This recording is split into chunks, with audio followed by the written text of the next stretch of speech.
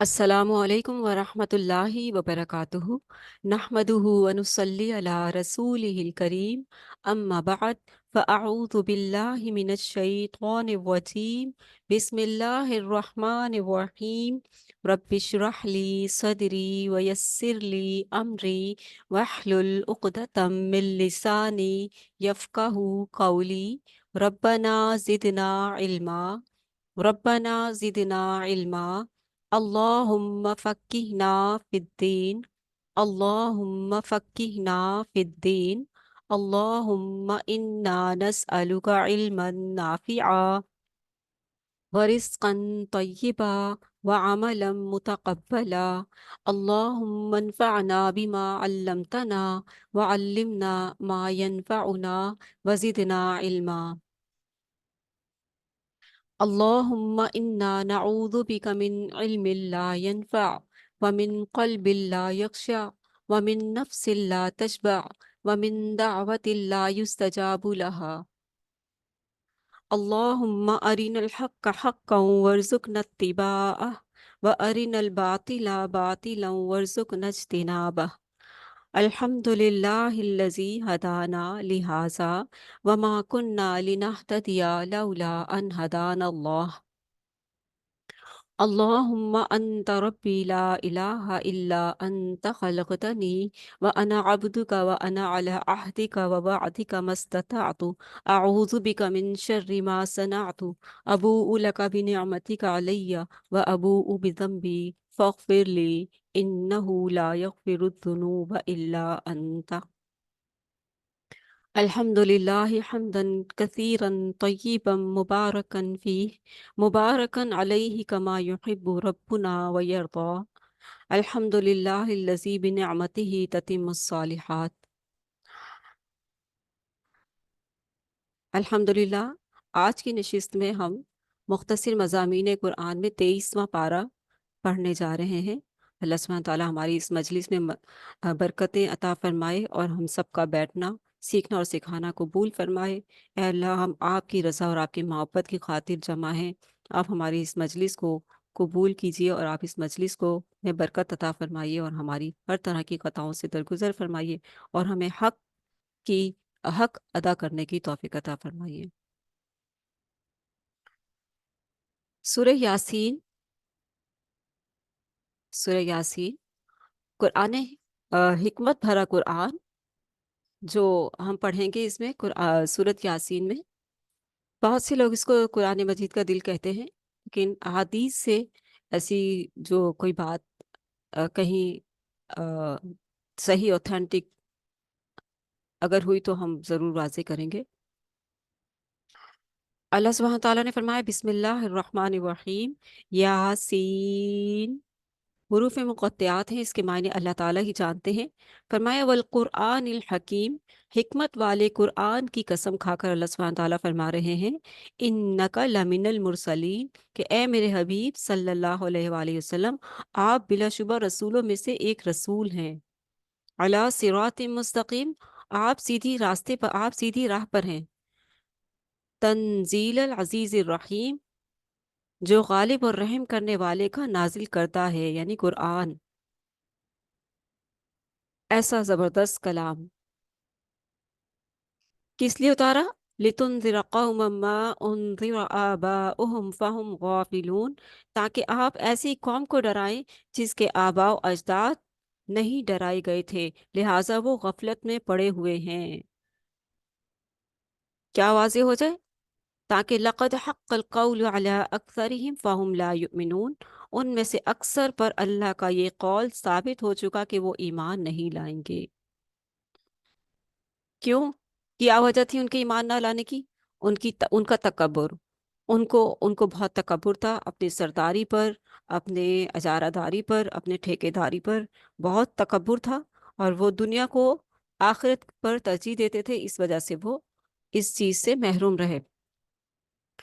تو کہنے کا مقصد یہ ہے کہ قرآن مجید اللہ کے رسول صلی اللہ علیہ وسلم رسولوں میں سے ہیں، اور قرآن مجید اللہ کے رسول صلی اللہ علیہ وآلہ وسلم کے قلب مبارک پر نازل ہوا، اور قرآن مجید اور اللہ کے رسول صلی اللہ علیہ وسلم کی تعلیمات ہی انسان کی سیدھی راستے کے لیے ہیں اور اللہ تعالیٰ نے فرما دیا کہ علی صراط مستقیم، آپ سیدھے راستے پر ہیں، آپ سیدھے راستے پر، انک لمن المرسلین علی صراط مستقیم۔ حکمت بھرا قرآن آپ صلی اللہ علیہ وآلہ وسلم کی رسالت پر گواہ ہے۔ پہلے رکوع سے شروع کرتے ہیں۔ پہلے رکوع میں اعلان کیا گیا، مکی صورت ہے، مکی دور سے ہم گزریں گے، اور غفلت بھری جو قوم ہے اس کے لیے اللہ کے رسول صلی اللہ علیہ وآلہ وسلم کو مبعوث فرمایا گیا، اور یہ بھی ساتھ کہہ دیا کہ بہت سے لوگ ایمان نہیں لائیں گے کیونکہ وہ اپنے تکبر میں اس حد تک بڑھ چکے ہیں اور اس بڑے دھوکے باز کی باتوں میں اس حد تک آ چکے ہیں کہ ان پر کوئی ایسی بات اثر نہ ہوگی۔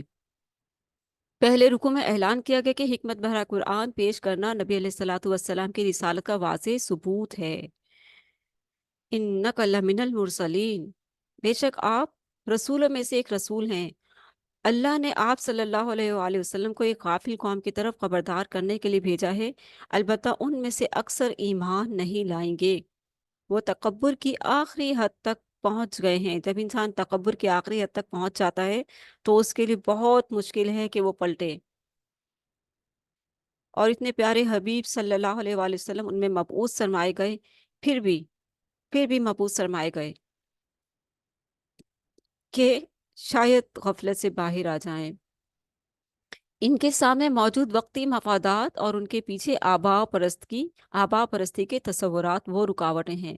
تکبر سب سے بڑی رکاوٹ تھی، ان کی غفلت کی اور ان کے ایمان نہ لانے کی، اور جو وقتی مفادات تھے، جو ٹھیکیداری تھی ان کی جو چل رہی تھی، جو تجارت چل رہی تھی، جو مکہ میں دوسرے ممالک، ظاہر ہے مکہ میں تو آج تک قیامت تک جب تک اللہ تعالیٰ نے یہ نظام رکھا ہوا ہے، جب تک پوری دنیا سے لوگ جائیں گے وہاں پر طواف کرنے، حج کرنے جاتے رہیں گے، تو اس کا مطلب یہ تو نہیں کہ ان جو ملک آتے ہیں ان کے سب کے بزرگوں کے بت لا کر کھڑے کر دیے جائیں، اور پھر ان بتوں کی وجہ سے وہ اپنی اپنی جو ہے سرداری چمکاتے تھے، اپنے آپ کو بڑا سمجھتے تھے۔ حالانکہ اللہ تعالیٰ نے قرآن مجید نے سورۃ توبہ میں فرما دیا کہ ختم کرو، ان کو نکالو یہاں سے، یہ شرک کی گندگی کو نکالو یہاں سے، گھر کو پاک صاف کر دو، اور جو ایمان لاتے ہیں، جو ایمان لانے کے لیے بات سنتے ہیں تو ان کی اصلاح کی جائے، اور اگر جو نہیں سنتے، جو ایمان نہیں لاتے، تو پھر ان کو وہاں سے نکال دیا جائے، پاک کر دیا جائے ہمارے گھر کو۔ تو فرمایا کہ البتہ ان میں سے اکثر ایمان نہیں لائیں گے، وہ تکبر کی آخری حد تک پہنچ چکے ہیں۔ ان کے سامنے موجودہ وقتی مفادات اور ان کے پیچھے آبا پرستی کے تصورات وہ رکاوٹیں ہیں جو انہیں حق قبول کرنے سے محروم کر رہی ہیں۔ کتنی بڑی بدنصیبی تھی نا ان کی۔ ہدایت وہی حاصل کرے گا جو پیروی کی نیت سے حق کو سنے گا۔ حق کیا ہے؟ قرآن۔ قرآن سنانے والے کون ہیں؟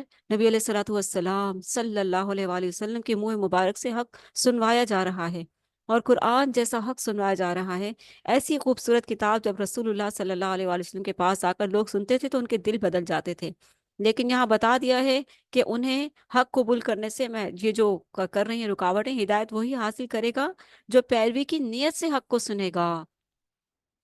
اللہ تعالیٰ نے یہ بھی بتا دیا، ایک پہلے تو یہ کہہ دے کہ ایمان نہیں لائیں گے، تکبر کی آخری حدود تک پہنچ چکے ہیں، اور پھر یہ بھی کہہ دے کہ ہدایت وہی حاصل کرے گا جو پیروی کی نیت سے حق کو سنے گا۔ اب دیکھیں نا، پہلے ہی اگر ہمارے ذہنوں میں یہ ہو کہ نہیں یہ بات تو صحیح نہیں کرے گا، چلو بیٹھ جاتے ہیں، سن لیتے ہیں، لیکن اپنے دل میں پہلے ہی انہوں نے وہ دیوار بنا لی کہ کوئی بات اترنی نہیں چاہیے ان کی، تو ایسے ایسے لوگوں کو کیسے دل میں بات اترے گی؟ یہی ان کی مثال ہے کہ ہدایت وہی حاصل کرے گا جو پیروی کی نیت سے حق کو سنے۔ ایسے لوگوں کے دل اللہ کے خوف سے لرزتے ہیں، ان کے لیے بخشش ہے اور عزت والا اجر بھی۔ جو ہدایت کی نیت سے سنتے ہیں اور ڈرتے ہیں، انہیں پتہ ہے کہ دنیا میں ہم اللہ اپنی مرضی سے نہیں آئے اور بھاگ کر بھی کہیں نہیں جا سکتے، اور ہمیں بتایا بھی جا رہا ہے کہ جنت اور دوزخ بھی ہے، آخرت بھی آئے گی، کہیں نہ کہیں سے کان میں یہ بات بھی سنی ہوئی ہے، اور جو ہے اچھائی اچھائی ہی ہوتی ہے، غلط راستہ غلط ہی ہوتا ہے، برائی برائی ہی ہوتی ہے۔ اتنا تو شعور ہے نا انسان کا، ضمیر اتنا بھی مردہ نہیں ہو گیا، ہر انسان میں شعور ہوتا ہے، ہر انسان کے اندر اللہ کی، خدا کی طرف موجود ہے، رب کی طرف موجود ہے ہر انسان کے اندر، تو اس لیے وہ جو تڑپ ہے نا، وہ جو ضمیر ہے، وہ وہ ذرا سی توجہ کر لینا کائنات کے رب کی طرف، کائنات میں غور و فکر کر کے رب کو پہچان لے، اور رب کی طرف متوجہ ہو، رب سے کہے کہ یا اللہ، جو بھی जो भी या जो तू कारीगरी करने वाला कोई तो है ना, जो भी है तू मेरा रब है, मैं तेरे हुजूर आई हूँ, मुझे हिदायत अता फरमा। इस तरीके से जो भी मुतवज्जे हो जाता है ना रब के हुजूर, तो फिर वह रब जो है उसकी उसको पकड़ लेता है, उसको थाम लेता है। मेरी बंदी ने आ गई है मुझ पर तवज्जो करके, गौर फिक्र करके, यही तो गौरिफत है, गौर फिक्र है। और कायनात में गौर फिक्र के मारिफत इलाही मिलती है, मारिफत इलाही नसीब होती है। जो कायनात में गौर फिक्र करते हैं उस रब को पहचान लेते हैं जिसने इंसान को दुनिया में भेजा है, और उसे ये पता चल जाए कि वो इस दुनिया में अपनी मर्जी से नहीं आया, भेजने वाले की मर्जी से आया है। भेजने वाला कौन है? ठीक है। जब ये आती है ना बात जहन में, तो फिर हम वो उस तरफ आते हैं। और फिर बीच में वो बड़ा धोखेबाज शैतान भी आता है कि ये क्या हो रहा है इसको, ये तो सीधे रास्ते पर जाने की कोशिश में है, पकड़ो इसको, टांग खींचो इसकी। आ जाता है वो, अपनी पूरी कोशिश के साथ आता है, वो पूरे जोर के साथ आता है वो। चलिए रुकू नंबर 2 की तरफ, 23वें पारे का हम देख लेते हैं कि 23वें पारे में सूरह यासीन के आखिरी 4 रुकू हम पढ़ेंगे। 5 रुकुओं पर मुश्तमिल मुकम्मल सूरह स्वाफात पढ़ेंगे, और फिर 5 रुकुओं पर मुश्तमिल मुकम्मल सूरह स्वाद और सूरह जुमर के इब्तिदाई 3 रुकू शामिल हैं। सब की सब सूरतें मक्की सूरतें हैं, मक्की दौर से हम गुजर रहे हैं। सूरह यासीन के रुकू नंबर 2 का उन्वान है माजी की सबक आमोज दास्तान, बड़ी प्यारी, जिसे पढ़कर ईमान ताज़ा होता है और ईमान की लज्जत का एहसास होता है। कि जिस शख्स को ईमान की लज्जत मिली और जब दुनिया से गया तो उसे और ज्यादा लज्जत मिली, और वो बहुत खुश हुआ, देखते हैं वो कौन था। सूरह यासीन के दूसरे रुकू में एक सबक आमोज दास्तान का बयान है। अल्लाह ने एक बस्ती में 3 रसूल भेजे। कौमा ने रसूलों की रिसालत का ये कहकर इनकार कर दिया कि तुम हमारी तरह के इंसान हो, और कोई इंसान अल्लाह का रसूल नहीं हो सकता। यानी कि उन्होंने इनकार करने की यही दलील निकाली। रसूलों ने उन्हें यकीन दिलाया कि हम अल्लाह के रसूल हैं, अलबत्ता हमारी जिम्मेदारी हक पहुंचाना है, मनवाना नहीं। रसूलों की जिम्मेदारी हक पहुंचाना होती है, मनवाना नहीं, पकड़ पकड़ के बिठाकर मानो मानो मानो नहीं। कहा अलबत्ता हमारी जिम्मेदारी हक पहुंचाना है, मनवाना नहीं। कौमों ने गुस्ताखी की कि तुम्हारी आमद के बाद हम पर मसाइब आ रहे हैं। ऐसे ही उन्होंने बहानेबाजी की। अगर तुम तबलीग से बाज ना आए, क्योंकि वो अपने बुजुर्गों को मानते थे ना, कि कहीं हमारे बुजुर्ग नाराज ना हो जाएं, फिर हम पे बलाएं आएंगी। नाउजुबिल्ला, ये सारे शैतानी झांसे हैं, सारे शैतानी डरावे हैं। कुछ भी नहीं होगा, कुछ भी नहीं होगा। जिसने रब ताला की रसीद मजबूती से थामी है, कुछ नहीं होगा, ये कुछ नहीं कर सकती।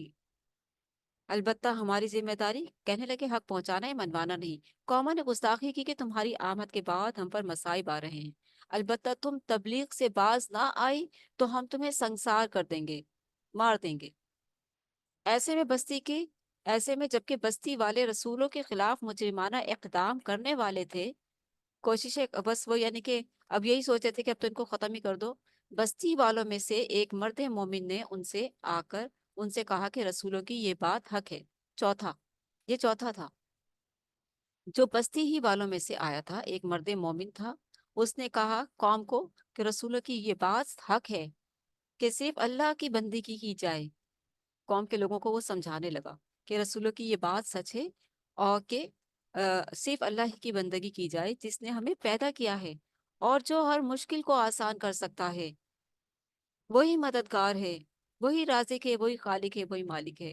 उसी से मदद मांगी जानी चाहिए, उसी को पुकारा जाना चाहिए। रसूल ऐसे पाकबाज बंदे हैं जिनके कौलो फेल में कोई तजाद नहीं है। उस शख्स ने कहा, वो तुमसे कोई नजराना नहीं मांग रहे, वो तुमसे कोई नजराना थोड़ी मांग रहे हैं, वो तो तुम्हें हक बात बता रहे हैं जिसका तुम इनकार किए जाते हो, और उल्टा ये कि तुम उनकी बात मानो, उन्हें मारने की तरफ हो। हक परस्ती का तकाजा ये है कि इनकी दावत कबूल की जाए। तुम सब सुन लो, मैं अल्लाह पर उसकी तौहीद के साथ ईमान लाता हूँ, ला इलाहा इल्लल्लाह।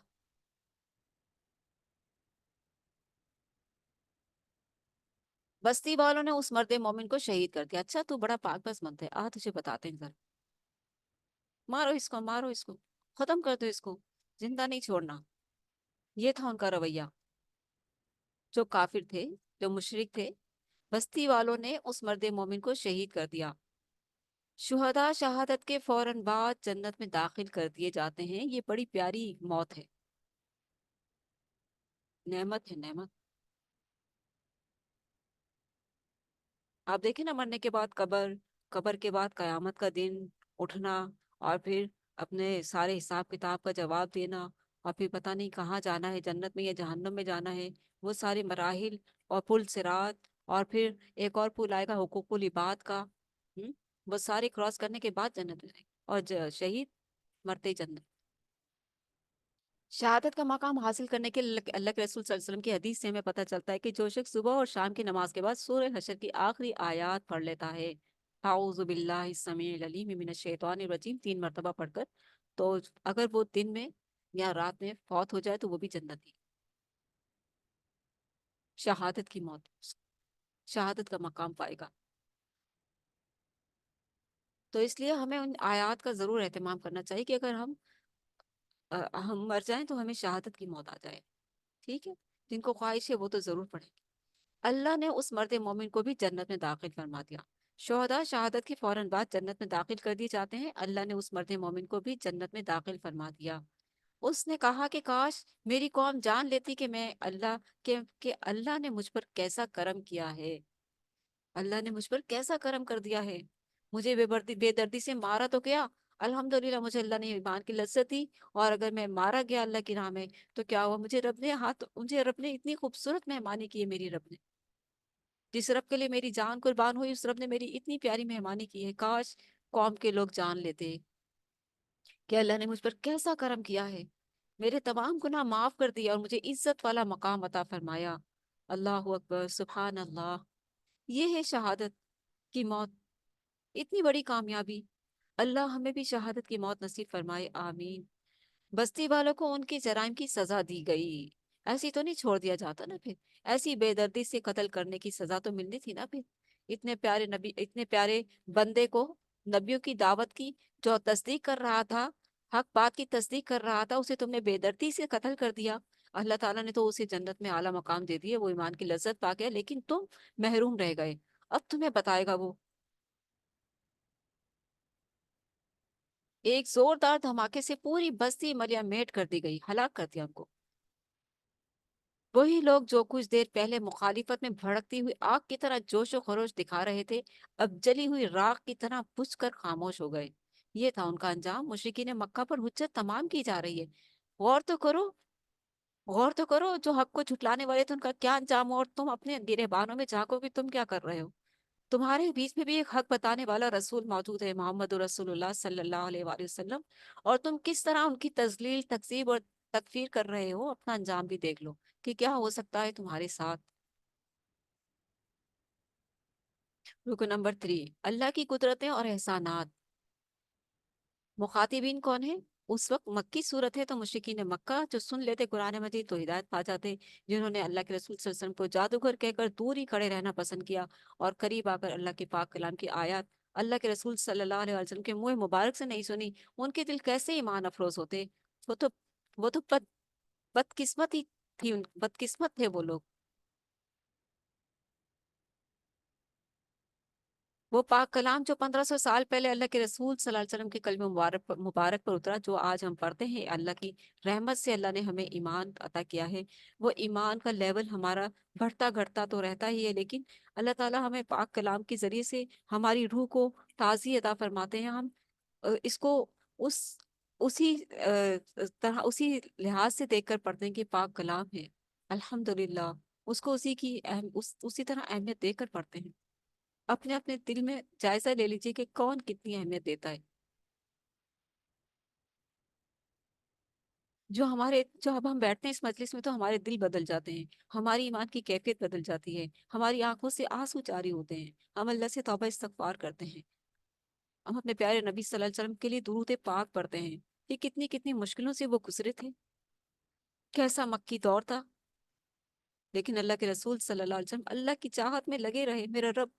मेरे रब की चाहत, मेरी चाहत।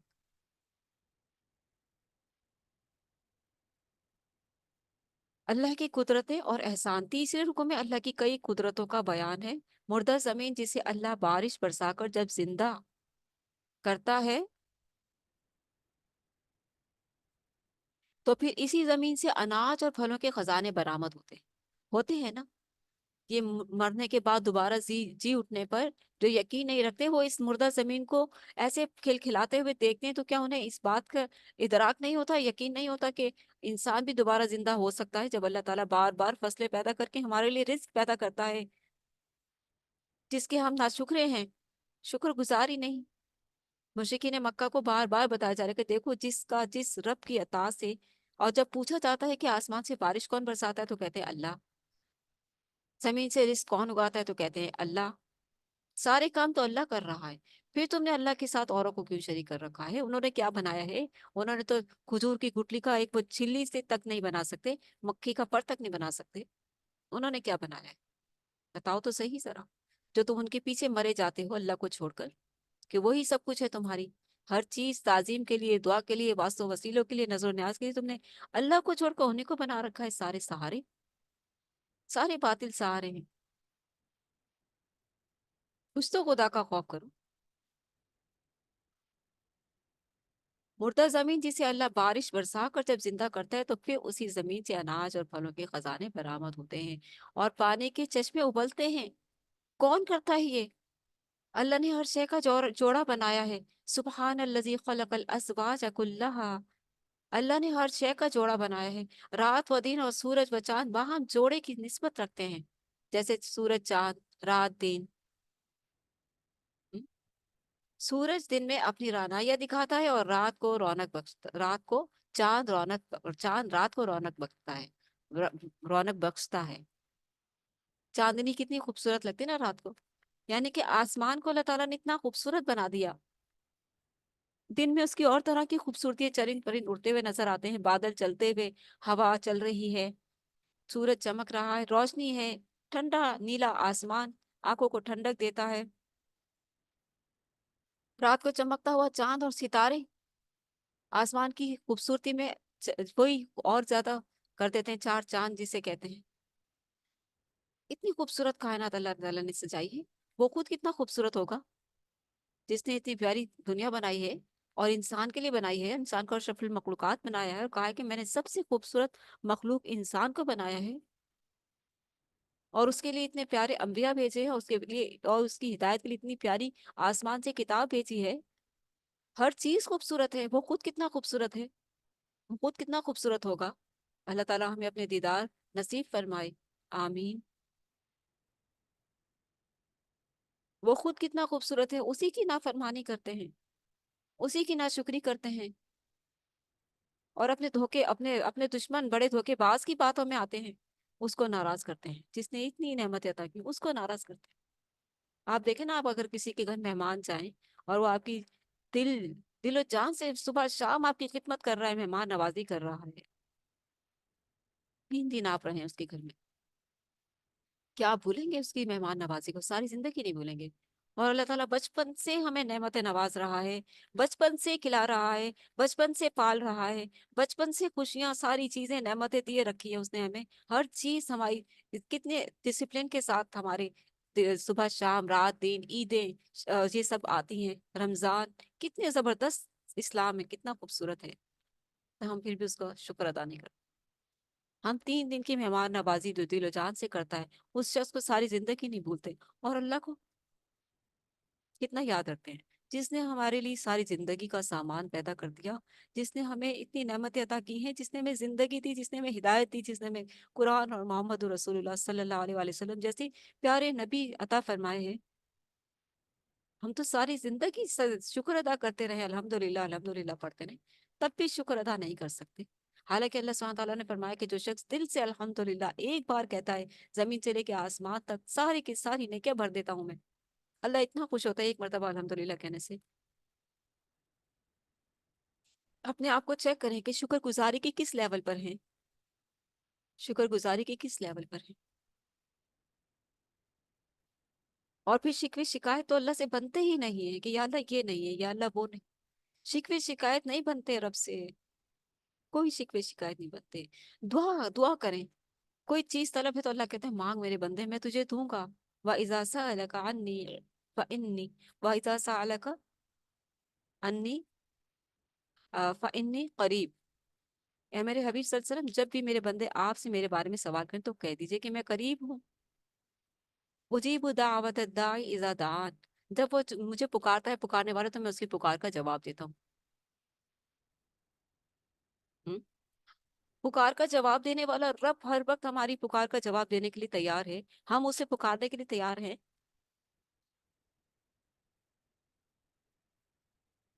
कितना बड़ा फर्क है।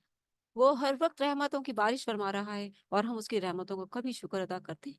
उसी तरीके से नहीं करते। भूले हुए हैं। ये काम पड़ गया, वो काम पड़ गया, ये तकलीफ हो गई, वो बीमारी हो गई, यूं हो गया, ऐसा हो गया, वैसा। शिकवे ही नहीं खत्म होते। रात और दिन और सूरज और चांद बाहम जोड़े की निस्बत रखते हैं। सूरज दिन में अपनी रानाइयाँ दिखाता है और चांद रात को रौनक बख्शता है। उनकी हरकत अपने तयशुदा मदार में एक बाकायदा निजाम और मुअय्यन रफ्तार के साथ हैं। अल्लाह ने रुस्वाइयों को भी अल्लाह ने सॉरी, मैं गलत कर जाती हूँ कभी कभी उर्दू में। अल्लाह मुझे माफ फरमाए। अल्लाह ने सवारियों को भी जोड़ों की सूरत में बनाया है। सवारियों को भी जोड़ों की सूरत में बनाया है। कश्तियां और जहाज पानी में, और बार बरदारी के जानवर खुश्की पर रवा दवा हैं। है ना, ये भी पानी के और खुश्की के, ये भी जोड़े हो गए। इन सवारियों में महफूज सफर अल्लाह ही की रहमत से मुमकिन है। अल्लाह ही की रहमत से इतना जोश मारती लहरें जो होती हैं समंदर में, खौफ का मंजर होता है। कभी वो अगर जोश में आ जाए तो जहाज तो गया। लेकिन अल्लाह ताला उसको मंजिल पर पहुंचाता है अपनी रहमत के साथ। कितना बड़ा एहसान है। कितने डूबते हैं जहाज? बहुत कम। वो भी अगर अल्लाह की शदीद नाफरमानी में लगे हुए हों तो फिर अल्लाह का गजब टूटता है, वरना अपनी मंजिल को पहुंचते हैं। अक्सर इंसान अल्लाह की नेमतों की नाशुक्री करते हैं। अल्लाह ताला का ये शिकवा है। अक्सर इंसान नाशुक्री करते हैं। जहाज में बैठे हैं, सफर शुरू हुआ, उतरे हैं, बस वो अब इमिग्रेशन और ये सारी चीजें चल रही, अल्हम्दुलिल्लाह नहीं कहे कि अल्लाह तेरा शुक्र है कि हम खैरियत से पहुंच गए। सबसे पहले अल्लाह को याद करें। या अल्लाह तेरा शुक्र है तूने इस सवारी को हमारे लिए रहमत और मंजिल पर पहुंचने का जरिया बनाया। आगे से भी आसानी कर देना। पल पल मोमिन अल्लाह को याद रखता है। पल पल कदम उठाने से पहले भी पल पल अल्लाह को याद करता है। अल्लाह को याद रखता है। यही अल्लाह को चाहिए।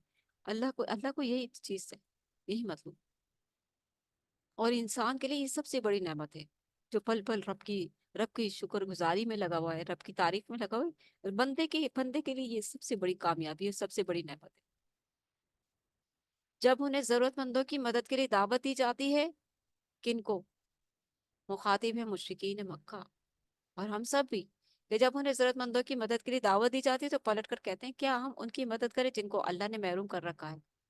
बताएं। ये कोई बात है करने की? अल्लाह ताला ने कहा कि मैंने जो खजाने दे रखे हैं ना अमीरों को, मालदारों को, उनमें गरीबों का हक निकालना है। उनमें गरीबों का हक है। निकालो, नहीं निकालोगे तो फिर आग में ऐसी सख्त सजा दूंगा कि तुम्हें पता चल जाएगा। अमीर और गरीब सब एक सफ में खड़े होते हैं कि नहीं खड़े होते? अमीर गरीब फकीर मिस्कीन सब मस्जिद में एक ही सफ में खड़े होते हैं। कोई कह सकता है कि तुम पीछे खड़े हो जाकर? वो अल्लाह का घर है ना। अल्लाह ताला ने तो मस्जिद में सबको बराबर खड़ा कर दिया। खाने काबा में सब वहीं तवाफ कर रहे होते हैं, अमीर गरीब फकीर मिस्कीन यतीम सारे वहीं तवाफ करते हैं ना अल्लाह के हुजूर। अल्लाह ताला ने तो सबके साथ, अल्लाह ताला तो सबसे मोहब्बत करता है। हाँ, बता दिया कि देखो अगर तुम्हारे को माल है, माल दिया है तो तुम फिर मेरे दूसरे बंदों का ख्याल रखो, उसमें उनका हक है। ये इंसानी हमदर्दी। कहते हैं कि क्या हम उनकी मदद करें जिनको अल्लाह ने महरूम कर रखा है?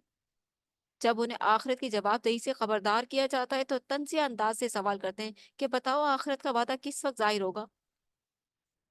मुशरिकीन मक्का करते थे ना। अच्छा तुम कयामत कयामत करते रहते हो, आखिर आएगी कब वो बता दो। नाउजुबिल्लाह। मरते ही कयामत आ जाती है। इंसान की मौत ही कयामत है। कयामत की पहली झलकी शुरू हो जाती है। तो इसलिए कैसे तकब्बुर मुतकब्बिर कौम थी ये। फरमाया दरअसल ऐसे लोग उस शदीद पकड़ के इंतजार में है जो उन्हें अचानक आ दबोचेगी। फिर वो ना कोई वसीयत कर सकेंगे और ना ही अपनों की तरफ लौट कर मदद हासिल कर सकेंगे। रुकू नंबर 4, रोज़े कयामत क्या होगा। चौथे रुकू में कयामत का मंजर बयान किया गया। लेकिन अल्लाह ताला मंजर दिखाते हैं, झलकियां दिखाते हैं, ताकि इंसान उस दिन अपने आप को चेक कर ले कि वो कहाँ खड़ा है। अभी तो दुनिया में पूरी मोहलत मिली हुई है, मैं जिंदा हूँ, मैं सांसें ले रही हूँ, मैं अपने रब को मना सकती हूँ, अपने रब का शुक्र अदा कर सकती हूँ, अपने रब से तौबा इस्तगफार कर सकती हूँ, मैं अपने ईमान को महफूज कर सकती हूँ अपने रब के हुजूर इकरार करके कि या अल्लाह मैं तेरे हुजूर इकरार करती हूँ, अशहदु अल्ला इलाहा इल्लल्लाह व अशहदु अन्ना मुहम्मदन अब्दुहु व रसूल। ए अल्लाह मैं गवाही देती हूँ कि तेरे सिवा कोई शरीक नहीं, तेरे सिवा कोई इबादत के लायक नहीं, तेरा कोई शरीक नहीं। और मैं गवाही देती हूँ कि मोहम्मद रसूलुल्लाह सल्लल्लाहु अलैहि वसल्लम तेरे बंदे और तेरे आखिरी रसूल, तेरे बंदे और रसूल हैं। मेरा ईमान महफूज कर ले या अल्लाह, मुझे खात्मा बिल ईमान कर दीजिए, और अगर और मकाम मांगना है तो शहादत की मौत दे दीजिए। कि कितने कितना टाइम लगा ये दुआ करने में? ज्यादा टाइम लगा? नहीं। करें तो सही, मांगे तो सही, देगा वो, क्यों नहीं देगा। चौथे रुकू में कयामत का मंजर बयान किया गया कि रोजे कयामत जब सूर में फूंक मारी जाएगी तो तमाम मुर्दे जिंदा होकर मैदान हशर की तरफ दौड़ने लगेंगे। ये क्यों बताया जा रहा है? क्योंकि ऊपर सवाल कर रहे हैं ना, कब आएगी कयामत, कयामत करते रहते हो, कब आएगी कयामत। तो अल्लाह ताला ने कहा इन्हें बताइए कि कयामत के दिन होने वाला क्या है, क्या होगा उस दिन, बताइए इनको। जो सुन लेंगे तो वो कामयाब हो जाएंगे, जिन्होंने कानों में उंगलियां ठोंसी हुई हैं, जिन्होंने अपने दिलों पर ब्लॉक लगाया हुआ है, और जो दूर खड़े होकर गुल मचाते हैं मोहम्मद रसूलुल्लाह सल्लल्लाहु अलैहि वसल्लम की बात, ना सुनते हैं ना सुनने देते हैं, ऐसों को क्या हिदायत मिलेगी। मगर फिर भी मेरे हबीब, आप इन्हें सुनाइए कयामत का मंजर। चौथे रुकू में कयामत का मंजर का बयान किया गया, रोजे कयामत जब सूर में फूंक मारी जाएगी तो तमाम मुर्दे जिंदा होकर मैदान हशर की तरफ दौड़ने लगेंगे। मुजरिम सवाल करेंगे कि हमें किसने कब्रों से निकाल कर बाहर किया है। मुजरिम सवाल करेंगे, जवाब दिया जाएगा कि ये वो कयामत है जिससे रसूलों ने खबरदार किया था, और तुमने मना, और तुमने उसकी उनकी बात पर यकीन नहीं किया था, तुम कहते थे ऐसे ही बोलते रहते हैं। ये वही कयामत है। अब आया तुम्हें होश। फिर हर इंसान को उसके आमाल के मुताबिक बदला दिया जाएगा, सब कतार दर कतार खड़े होंगे, सब दर सब खड़े होंगे, फरिश्ते भी एक तरफ और इंसान भी एक तरफ। हर कोई अपने नबी के पीछे, जो जो जिनके नबी होंगे वो उनके पीछे खड़े होंगे अपने अपने। और जो है हर कोई कतार दर कतार खड़ा होगा। हर किसी को पता होगा भाई ये तो वही खबर है जिसकी खबर दी गई थी दुनिया में। हर किसी को पता चल जाएगा, हर किसी की आंखें उस दिन खुल जाएंगी। दुनिया में नहीं खुल रही, उस दिन खुल जाएंगी। ये वही दिन है जिसके बारे में तुम्हें खबरदार किया गया था। फिर हर इंसान को उसके आमाल के मुताबिक बदला दिया जाएगा। नेक लोग जन्नत में अपनी दिलचस्पियों में मगन होंगे। कितनी खुश नसीब होंगे ना वो। अल्लाह ताला हम सबको भी जन्नत जन्नतुल फिरदौस में आला मकाम अता फरमाए। हमें भी अल्लाह ताला उस दिन की रुसवाई से महफूज रखे, आमीन। और नेक लोग जन्नत में अपनी दिलचस्पियों में मगन होंगे। इंसान इवेंट जो है सेलिब्रेट करता है ना, खुशियां मनाता है ना, अच्छे अच्छे ड्रेस बनाता है, खवातीन अपनी तैयारी अलग करती हैं, और जो अपनी जेब जीनत करती हैं महरमों के लिए। गैर महरमों की बात नहीं कर रही मैं। तो उसे जीनत करती हैं, अपने हेयर स्टाइल, अपने बाल, अपने मेकअप, अपने ज्वेलरी, अपने ड्रेसेस, हर चीज की तैयारी करती है ना, अपने घर को सजाती संवारती है। खुशियों के लम्हे होते हैं ना ये दुनिया में, ये छोटी छोटी झलकियां। जब जन्नत ही जन्नत में जाएंगे तो वहां पर भी तो ये सब चल रहे होंगे। वहां यहाँ की दुनिया से कई ज्यादा को बहुत ही आला होंगे। हम इमेजिन ही नहीं कर सकते कि वहां की कैसी होंगी दिलचस्पियां, मगर होंगी दुनिया से कहीं ज्यादा अच्छी। कि अल्लाह ताला ने कहा कि तुम इमेजिन ही नहीं कर सकते जन्नत की, जन्नत को दुनिया में। वो जो भी तलब करेंगे अता किया जाएगा। कौन? जन्नती। जन्नती जो भी तलब करेंगे अता किया जाएगा। सबसे बड़ी नेमत क्या होगी? सलामुन कौलम मिर रब्बिर रहीम। अल्लाह ताला अपने बंदों को मुखातिब करके फरमाएगा, मेरे बंदो तुम जन्नत में आ गए हो, खुश हो तुम? बंदे कहेंगे हम बहुत खुश हैं। बंदा अल्लाह कहेगा कोई और चीज चाहिए तुम्हें? बंदे कहेंगे या अल्लाह अब हमें और क्या चाहिए, तूने तो हमें जन्नत अता कर दी। अल्लाह ताला कहेगा देखो اوپر دیکھو، جب بندے اوپر دیکھیں گے تو اللہ تعالیٰ کا دیدار کریں گے، اللہ تعالیٰ کی طرف سے اللہ تعالیٰ کا دیدار ہوگا، اور یہاں پر جو منظر ہے وہ یہ ہے کہ اللہ تعالیٰ کی طرف سے سلام آئے گا، سلام قولا من رب الرحیم، اللہ تم سے راضی ہو گیا، اللہ تم سے راضی ہو گیا، سلام قولا من رب الرحیم، سلام ہو تم پر، سلام ہوگا رب رحیم کی طرف سے ان لوگوں پر، کی صورت میں اللہ رحیم و کریم کی طرف سے سلامتی کا تحفہ ہوگا۔ کتنے تحفے ملیں گے نا، اللہ کا دیدار، اللہ تعالیٰ کی سلامتی کا تحفہ، اللہ کی رضا کا تحفہ۔ آج میں راضی ہو گیا تم سے، آج میں راضی ہو گیا تم سے۔ ہم اور پھر فرمائے گا سلام قولا من رب الرحیم، یعنی کہ سلام کی صورت میں اللہ اللہ رحیم و کریم کی طرف سے سلامتی کا تحفہ ملے گا۔ اس روز مجرمین کو شرم دلائی جائے گی، جنتی جنت دوزخیوں کو اور دوزخی جنتیوں کو دیکھ رہے ہوں، ایسا منظر ہوگا۔ اس روز مجرمین کو شرم دلائی جائے گی کہ تمہیں شیطان کی عبادت یعنی اطاعت کرنے سے منع کیا گیا تھا نا، لیکن تمہاری اکثریت نے اس ملعون کی عبادت کی۔ میرا تو دل یہ چاہتا ہے، میرا تو دل وہ چاہتا ہے، نفس کی نفس کی عبادت کی۔ نفس پہ کون بیٹھا ہے؟ وہ بڑا دھوکے باز ہی تو بیٹھا ہے۔ کہا جائے گا ان مجرمین کو شرم دلائی جائے گی کہ تمہیں شیطان کی عبادت یعنی اطاعت کرنے سے منع کیا گیا تھا، لیکن تمہاری اکثریت نے اس ملعون کی عبادت کی۔ تمہیں حکم دیا گیا تھا کہ صرف اللہ کی عبادت کرو اور یہی سیدھا راستہ ہے، لیکن تم شیطان کے راستے پر چلتے رہے۔ اس روز مجرموں کو بولنے کی صلاحیت سے محروم کر دیا جائے گا، وہ اپنے چہروں پر مار رہے ہوں گے، اپنے ہاتھ چبا رہے ہوں گے، اور کیا نہ چاہیں گے، کہیں گے زمین پھٹ جائے اور ہم کہیں غائب ہو جائیں، کہیں چھپ جائیں، کہیں کہاں کیا، ان کے چہرے سیاہ ہو رہے ہوں گے، ان کے ہاتھ اور پاؤں گواہی دیں گے کہ انہوں نے کیا کیا جرائم کیے تھے، ہاتھ اور پاؤں۔ پھر انہیں جہنم میں پھینک دیا جائے گا، کتنی ذلت ہوگی نا، اللہ تعالی ہم سب کو ایسی ذلت سے محفوظ فرمائے، ربنا لا تجعلنا منہم۔ یہ اللہ کا احسان ہے کہ وہ دنیا میں گناہ گاروں کے جرائم کی پردہ پوشی فرماتا ہے، کتنا بڑا احسان ہے نا۔ دنیا میں انسان کیا کیا حرکتیں کرتا ہے، اللہ تعالیٰ ان پر پردے رکھے ہوئے ہیں نا، اور پھر مہلت بھی دے رہا ہے، میرے بندے معافی مانگ لے، آجا میرے در پر، آجا میں تجھے اپنی رحمت میں ڈھانپ لوں گا، آجا۔ کہ انسان کتنا ہر درم ہے، شیطان اسے آنے ہی نہیں دیتا۔ اگر انسان کو پتا چل جائے کہ یہ سیدھا راستہ ہے، اگر میں اس پر چلوں گا تو کامیاب ہو جاؤں گا، اگر میں نے اس ٹیڑھے راستے کو اپنا لے تو وہ بڑا دھوکے باز مجھے برباد کر دے گا، کھائی میں گرا دے گا جہنم کی۔ یہی دو چیزیں تو ہیں دنیا میں، یہی دو چیزیں تو ہیں، یا سیدھا راستہ جو اللہ اور اللہ کے رسول صلی اللہ علیہ وسلم کی اطاعت کی طرف لے کے جاتا ہے، اور ایک ٹیڑھا راستہ ہے جو شیطان اور نفس کی خواہشات کی طرف لے کر جاتا ہے۔ پہچان لیں خود کو کہ کس راستے پر چل رہے ہیں، پہچان لیں، ابھی مہلت ہے، ابھی پہچانے گے تو کامیابی ہو جائے گی۔ اللہ تعالیٰ نے کتنے خوبصورت نعمتیں تیار کر رکھی ہیں اپنے بندوں کے لیے، وہ جنت تو انسانوں کے لیے میراث ہے۔ اب اپنی میراث کس کو چاہیے، کس کو چاہیے اپنی میراث؟ کون محروم رہنا چاہتا ہے؟ فیصلہ خود کا ہے۔ یہ اللہ کا احسان ہے کہ وہ دنیا میں گناہ گاروں کے جرائم کی پردہ پوشی فرماتا ہے۔ یہ بھی ممکن تھا کہ اللہ نافرمانوں کو دنیا میں ہی اندھا کر دیتا، یا ان کی صورتیں بگاڑ دیتا اور وہ کسی کو شکل دکھانے کے قابل نہ رہتے۔ اللہ فوری سزا دینے کے بجائے مہلت دیتا ہے، یہ کہ اس کا کتنا بڑا اکرام ہے نا، کتنا بڑا اکرام ہے، مہلت پہ مہلت دیے جا رہا ہے تاکہ مجرم توبہ کر کے سیدھی راہ پر آ جائے۔ ایک توبہ، ایک آنسو انسان کے سارے گناہ معاف کر دے گا۔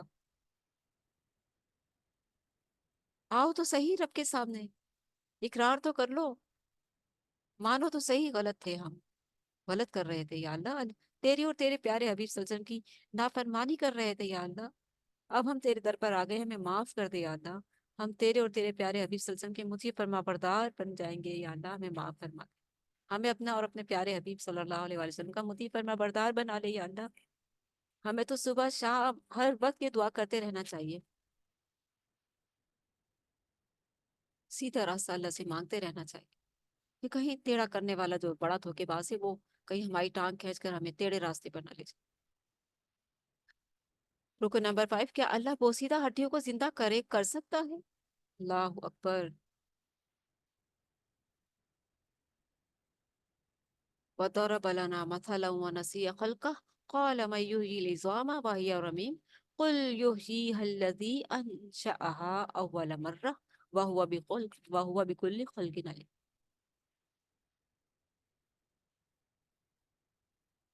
آخری رکو میں اللہ کی عظیم قدرت اور قرآن حکیم کی عظمت کا بیان ہے۔ قرآن شاعری نہیں بلکہ کائنات کے اصل حقائق کی یاد دہانی ہے۔ جس شخص کی روح بیدار اور ضمیر زندہ ہے وہ اس قرآن سے سیدھی راہ کی ہدایت پا لیتا ہے۔ روح اور ضمیر، یہ دو ایسی پاورفل چیزیں، ایسی زبردست چیزیں اللہ تعالیٰ نے انسان کے اندر ڈال دی ہیں۔ اگر انسان ان کی پرواہ کرے، ان کی کیئر کرے، ان کا خیال رکھے تو وہ سیدھی راہ پا سکتا ہے۔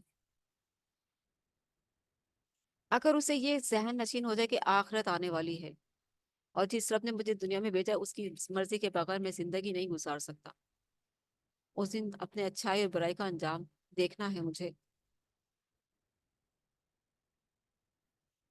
اپنی روح کو اور اپنے ضمیر کو چیک کر لیں۔ جو نفس لوامہ ہے نا، وہ ضمیر ہوتا ہے۔ کوئی بھی غلطی کرتا ہے نا تو کہتا ہے یہ تو نے کیا کیا، یہ کیا کر دیا، توبہ کرو۔ ابھارتا ہے وہ انسان کو، غلطی ہے یہ، توبہ کرو۔ وہ اس کے اوپر وہ آتی ہی نہیں، وہ طے اس پہ جم ہی نہیں پاتی، وہ اتنا پاورفل ہوتا ہے۔ اللہ کے رسول صلی اللہ علیہ وسلم نے فرمایا نا، جب کوئی شخص گناہ کرتا ہے تو اس کے دل پر ایک کالا نقطہ لگ جاتا ہے، پھر کرتا ہے تو پھر وہ بڑھتا ہے، پھر بڑھتا ہے، پھر بڑھتا ہے، آخر کار وہ اس قدر سیاہ اور زنگ آلود ہو جاتا ہے۔ پھر اس کو کیا چیز ہوتی ہے، کیا چیز صاف کرتی ہے؟ تزکیہ نفس، جو قرآن سے ہوگا، بار بار بتاتا ہے یہ غلط ہے، یہ غلط ہے، وہ آہستہ آہستہ کر کے اپنے آپ کو گناہوں سے صاف کرتا جاتا ہے۔ یا اللہ یہ غلطی تھی میری، مجھے معاف کر دے۔ یا اللہ یہ غلطی بھی میری اندر ہے، مجھے معاف کر دے۔ یا اللہ یہ غلطی بھی میری ہے، مجھے معاف کر دے۔ یا اللہ تیرے پاک کلام سے ہی پتہ چل گیا مجھے معاف کر دے۔ معافیا مانگتا جاتا ہے، دل صاف ہوتا جاتا ہے، آخر کار وہ صاف شفاف چمکدار دل بن جاتا ہے، بندہ مومن بن جاتا ہے۔ جس شخص کی روح بیدار اور ضمیر زندہ ہے وہ اس قرآن سے سیدھی راہ کی ہدایت پا لیتا ہے۔ انسانوں کے لیے اللہ کی ایک بہت بڑی نعمت چوپایوں کی صورت میں ہے۔ انسانوں کے لیے اللہ تعالیٰ اپنی نعمتوں کی یاد دہانی کرواتے کہ دیکھو ان کو معمولی مت سمجھنا۔ انسانوں کے لیے اللہ کی ایک بہت بڑی نعمت چوپایوں کی صورت میں ہے۔ انسان انہیں سواری اور بار برداری کے لیے استعمال کرتا ہے۔ ان سے گوشت، دودھ اور دیگر کئی فوائد حاصل کرتا ہے۔ کتنی بڑی نعمت ہے نا چوپائے، کہ انسان کہے کہ یہ تو بیکار کی چیزیں ہیں، نہیں، آپ دیکھیں نا ان سے کتنا فائدہ انسان حاصل کرتا ہے۔ ان سے سواری، ان سے گوشت، ان سے دودھ اور دیگر کئی فوائد حاصل کرتا ہے۔ چوپائے اللہ نے پیدا کیے ہیں لیکن انسان ان کے مالک بنے پھرتے ہیں نا، یہ میرا، یہ میرا۔ ان انسانوں میں سے وہ بھی ہیں جو سوال کرتے ہیں کہ کیا اللہ بوسیدہ ہڈیوں کو زندہ کر سکتا ہے؟ یہ مشرکین مکہ کرتے تھے سوالات۔ جس خالق نے انہیں پہلی بار گندے پانی کی بوند سے پیدا کیا ہے نا، وہ انہیں دوبارہ پیدا کرنے پر بھی قادر ہے۔ اپنی انسان اپنی اوقات، اپنی ساخت، اپنی بنیاد یاد رکھے نا تو کبھی ایسے سوال نہ کرے کہ جو رب مردہ زمین کو زندہ کرتا ہے بار بار بارش برسا کر، وہ مردہ انسان کو کیسے زندہ نہیں کر سکتا؟ اور انسان کی تخلیق تو دیکھو کس گندے حقیر پانی سے ہوئی، کہ وہ انہیں دوبارہ پیدا کرنے پر بھی قدرت رکھتا ہے۔ جس نے انسان کو پہلی بار پیدا کیا ہے اس حقیر چیز سے، وسیع اور اس کائنات کو بنانے والا خالق انسانوں کو دوبارہ بھی بنائے گا، اس کے لیے کچھ بھی مشکل نہیں ہے۔ انما امرہ اذا اراد شیئا ان یقول له کن فیکون فسبحان الذی بیدہ ملکوت کل شیء والیہ ترجعون۔ یہ ہے رب تعالیٰ کی تعریف، وسیع اور اس کائنات کو بنانے والا خالق انسانوں کو دوبارہ بھی بنائے گا۔ اس کے بنانے کا عمل تو صرف اتنا ہے کہ وہ کہتا ہے کن، ہو جا، اور وہ فیکون، اور وہ شے ہو جاتی ہے۔ اللہ ہمیں اپنی قدرتوں پر ایمان لانے کی توفیق عطا فرمائے، آمین۔ سورہ صافات مکی صورت ہے، عنوان ہے ایمان کے موضوع پر عظیم سورہ مبارکہ۔ ایمان، ایمان کے موضوع پر ہے۔ اپنے اپنے ایمان کو چیک کریں گے اور اپنے اپنے ایمان کا لیول چیک کریں گے اور اپنے آپ کو ایمان میں اور کیسے بڑھانا ہے، ٹھیک ہے۔ رکن نمبر 1، تعلیمات وحی کا حاصل، عقیدہ توحید۔ ہم پڑھ رہے ہیں نا، دو ہی راستے ہیں نا، ایک اللہ کی طرف ڈائریکشن اور ایک اللہ سے ہٹ کر اللہ کی مخلوق کی طرف دوسری۔ جو دوسری ڈائریکشن ہے اللہ کی مخلوق کی طرف، وہ شیطانی ہے، خواہ ان میں درخت ہوں، خواہ ان میں پتھر ہوں، خواہ ان میں سورج ہو، خواہ ان میں آگ ہو، خواہ ان میں یہ بزرگ ہوں، قبریں ہوں، بت ہوں، سب کے سب شیطانی ڈائریکشن ہے۔ اپنے آپ کو چیک کر لیں کہ ہم کون سی شیطانی ڈائریکشن میں تو نہیں جا رہے، ہم کسی شیطانی ڈائریکشن میں تو نہیں لگے ہوئے۔ اور ایک ہے اللہ کی طرف، سیدھی سچی راہ، سیدھا راستہ، سیدھی ڈائریکشن جو اللہ اس کے رسول نے سکھائی ہے، جو ابا آدم سے لے کر تمام رسولوں نے یہی تعلیم دی، لا الہ الا اللہ، لا الہ الا اللہ، لا الہ الا اللہ، اللہ کے سوا کوئی عبادت کے لائق نہیں۔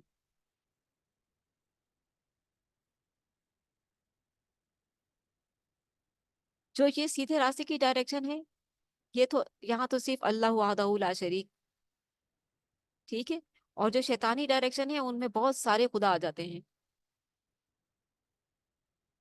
جو ناکامی اور نامرادی کا راستہ ہے، جو بربادی کا راستہ ہے، جو تباہی کا راستہ ہے۔ اب سنیں، پہلے رکوع میں آگاہ کیا گیا کہ جب وحی کا نزول ہوتا تھا تو شیاطین جن وحی کی سن گن لینے کے لیے کوشش کرتے تھے۔ شیطانی تو کرنی ہے نا، آسمان سے کیا پیغام آ رہا ہے؟ کر کچھ نہیں سکتے مگر کرنی ہے۔ وحی کے محافظ فرشتے انہیں مار بھگاتے تھے۔ وہ جو شعلہ پڑتا ہے نا آسمان پر سے، ریڈ کلر کا، شہاب ثاقب کہتے ہیں اس کو، وہ جا کر سیدھا لگتا تھا، وہ اس کو جلا کر راکھ کر دیتا تھا اور کچھ بچنے میں کامیاب ہو جاتے تھے۔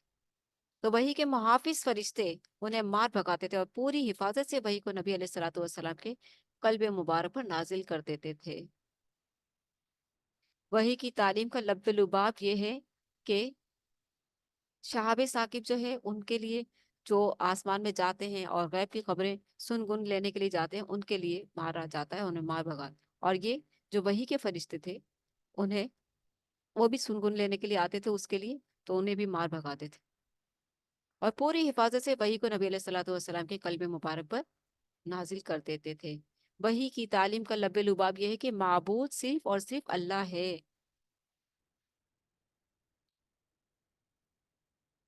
جیسے کہ میں نے اوپر بتا دیا، یہ دو ہی ڈائریکشن ہے، ایک سیدھی اللہ کی طرف اور ایک دوسرے بناوٹی، جو شیطانی راستے شیطان نے بنا کر دکھا دی انسان کو۔ کسی کو انسان، کسی شیطان نے سب کی نفسیات کے مطابق ان کے خدا بنا کے دے دیے۔ اللہ سے ہٹانے کا جو اس نے طریقہ کرنا تھا نا، کہ اللہ کی طرف نہ چلا جائے بندہ، بس اس کو میں اللہ سے ہٹا دوں، بھلے پتھر کی طرف جائے، بھلے آگ کی طرف جائے، بھلے درخت کی طرف جائے، بھلے سورج کی طرف جائے، بھلے ستاروں کی طرف جائے، بھلے قبر کی طرف جائے، بھلے بزرگ کی طرف جائے، بھلے بتوں کی طرف جائے، بھلے جہاں مرضی جائے، پہاڑ میں جائے نا، شیطان تو ایسا دشمن ہے، پہاڑ میں جائے کہتا ہے، اللہ کی طرف نہ چلا جائے۔ اب آ رہی سمجھ میں بات کہ وہ کتنا بڑا دشمن ہے انسان کا، کہ دو ہی ڈائریکشن ہے، ایک اللہ کی طرف سیدھی ہے، اور ایک اللہ کے علاوہ ساری جتنے بھی مخلوقی بناوٹی مخلوقی معبود ہیں سب۔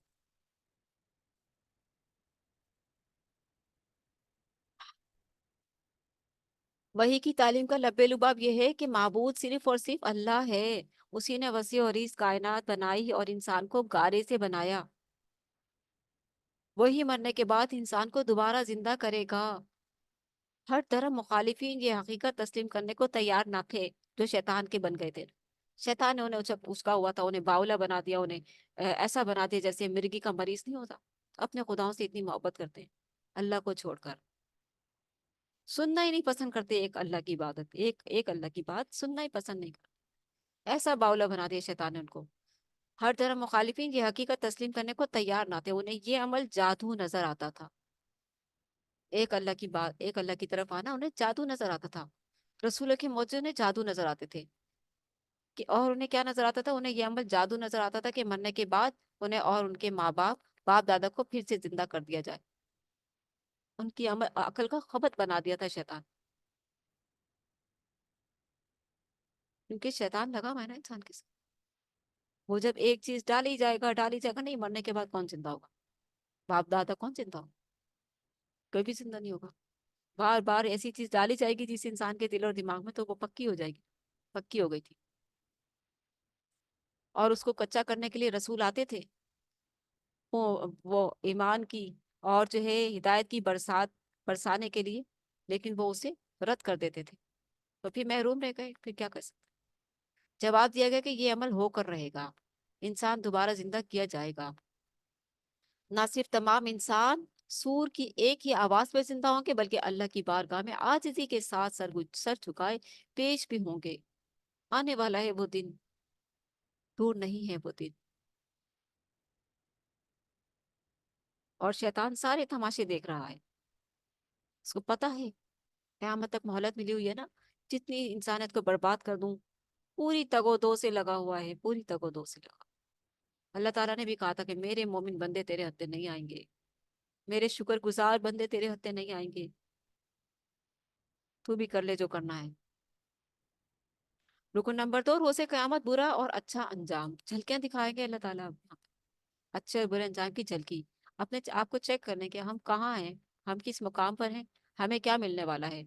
दूसरे रुकू में बयान किया गया कि रोज़े क़यामत मुजरिमों और उनकी दुनियादार लीडरों, पीर बाबे सारे जितने भी हैं लीडर, को एक साथ जमा कर दिया जाएगा। उस रोज हर मुजरिम दूसरे दूसरे पर अपनी गुमराही का इल्जाम लगा रहा होगा, तुम्हारी वजह से हुआ, तुम्हारी वजह से हुआ, तुम ना होते, काश तुम ना होते। ये नहीं पता कि वो बड़ा धोखेबाज था जिसने धोखे में डाल रखा था तुम्हें। तुम भी बर्बाद हो गए और तुम्हारे सामने वाले भी बर्बाद हो गए, तुम्हारे पेशवा भी बर्बाद हो गए, लीडर, और तुम भी बर्बाद हो गए। पीछे हाथ किसका था, सियासत सियासत किसकी चल रही थी, तमाशा कौन देख रहा है? वो बड़ा धोखेबाज जिसने तुम्हें अल्लाह से हटाकर औरों की तरफ लगाया हुआ था, नफ्स की ख्वाहिशात पर, और औरों के पीछे लगाया हुआ था। कयामत, रोजे कयामत और उनके दुनियादार। दूसरे रुकू में बयान हुआ कि रोजे कयामत मुजरिमों और उनके दुनियादार लीडरों को एक साथ जमा कर दिया जाएगा। उस रोज हर मुजरिम दूसरे पर अपनी गुमराही का इल्जाम लगाकर खुद को बेगुनाह साबित करने की कोशिश करेगा। मुजरिमीन अपने लीडरों को इल्जाम देंगे कि तुमने हमें गुमराह किया। बैठे हुए ना मुसंदों पर अपने पाँव चुमवा रहे हैं, अपने हाथ चुमवा रहे हैं, और पैसों के पैसे बटोर रहे हैं। जन्नती दरवाजे बने हुए हैं दुनिया में, यहाँ से गुजर जाए जन्नत। और गुजरने गुजरने वालों को चप्पल और झाड़ू और डंडों से मार मार कर गुजारा जाता है। कितनी जिल्लत है। कभी आप वो वीडियोस देखें तो सही। ये आस्थाने, ये शैतानी खाने क्या हो रहे हैं। मुजरिम अपने लीडरों को इल्जाम देंगे कि तुमने हमें गुमराह किया। लीडर पलट पलट कर कहेंगे कि हमारा तुम पर कोई इख्तियार नहीं था, हमने अपने मकासद के हसूल के लिए तुम्हें गुमराह कुन तस्वुरात दिए, और तुमने अपने मफादात के लिए हमारी पैरवी की। ये लड़ाई झगड़ा हो रहा होगा और शैतान मजे ले रहा होगा। तो दुनिया में भी मजे ले रहा है और उस दिन भी मजे ले रहा होगा जब ये लोग यूं झगड़ा कर रहे होंगे। कितना खतरनाक मौका होगा नहीं उन लोगों के लिए जो इस गुमराही में पड़ गए हैं। फिर वो खुद इकरार करेंगे कि अब हमें हर सूरत अजाब का मजा चखना है। खुद इकरार करेंगे। अल्लाह हमें दुनियादारों की पैरवी करने से महफूज फरमाए। क्यों दुनियादारों के आगे झुके, क्यों उनकी पैरवी करें?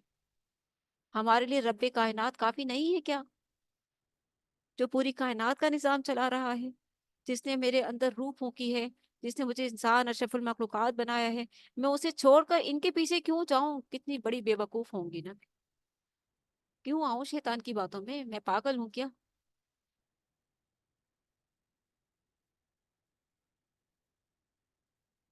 कुरान बता तो रहा है मुझे सीधा रास्ता।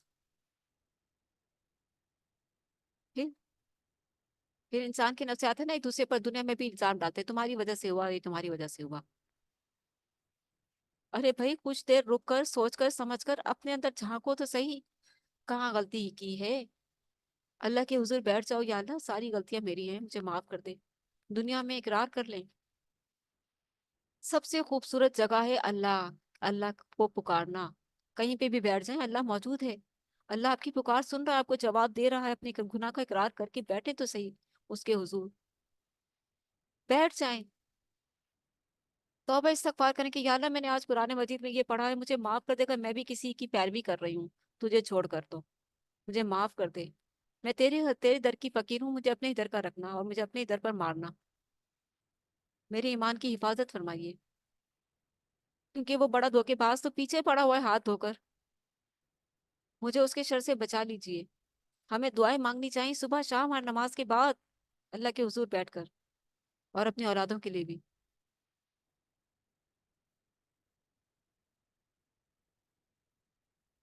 उस दिन मुजरिमीन अपने लीडरों को इल्जाम देंगे कि तुमने हमें गुमराह किया। लीडर पलट कर कहेंगे कि हमारा तुम पर कोई इख्तियार नहीं था, हमने अपने मकासद के हसूल के लिए तुम्हें गुमराह कुन तस्वुरात दिए। देखें, इकरार करेंगे वहां पर, इकरार। हाँ ये भी सही है, हाँ ये तो शिर्क नहीं होता, हाँ जा सकते हैं, हाँ बुजुर्गों से मांग सकते हैं। ये सारे क्या है, गुमराह कुन तस्वुरात ही तो है, और क्या है। जो शख्स आपको अल्लाह से हटाकर किसी दूसरे की तरफ लगा रहे वो सबसे बड़ा दुश्मन है आपका, आप ये ध्यान में रखें।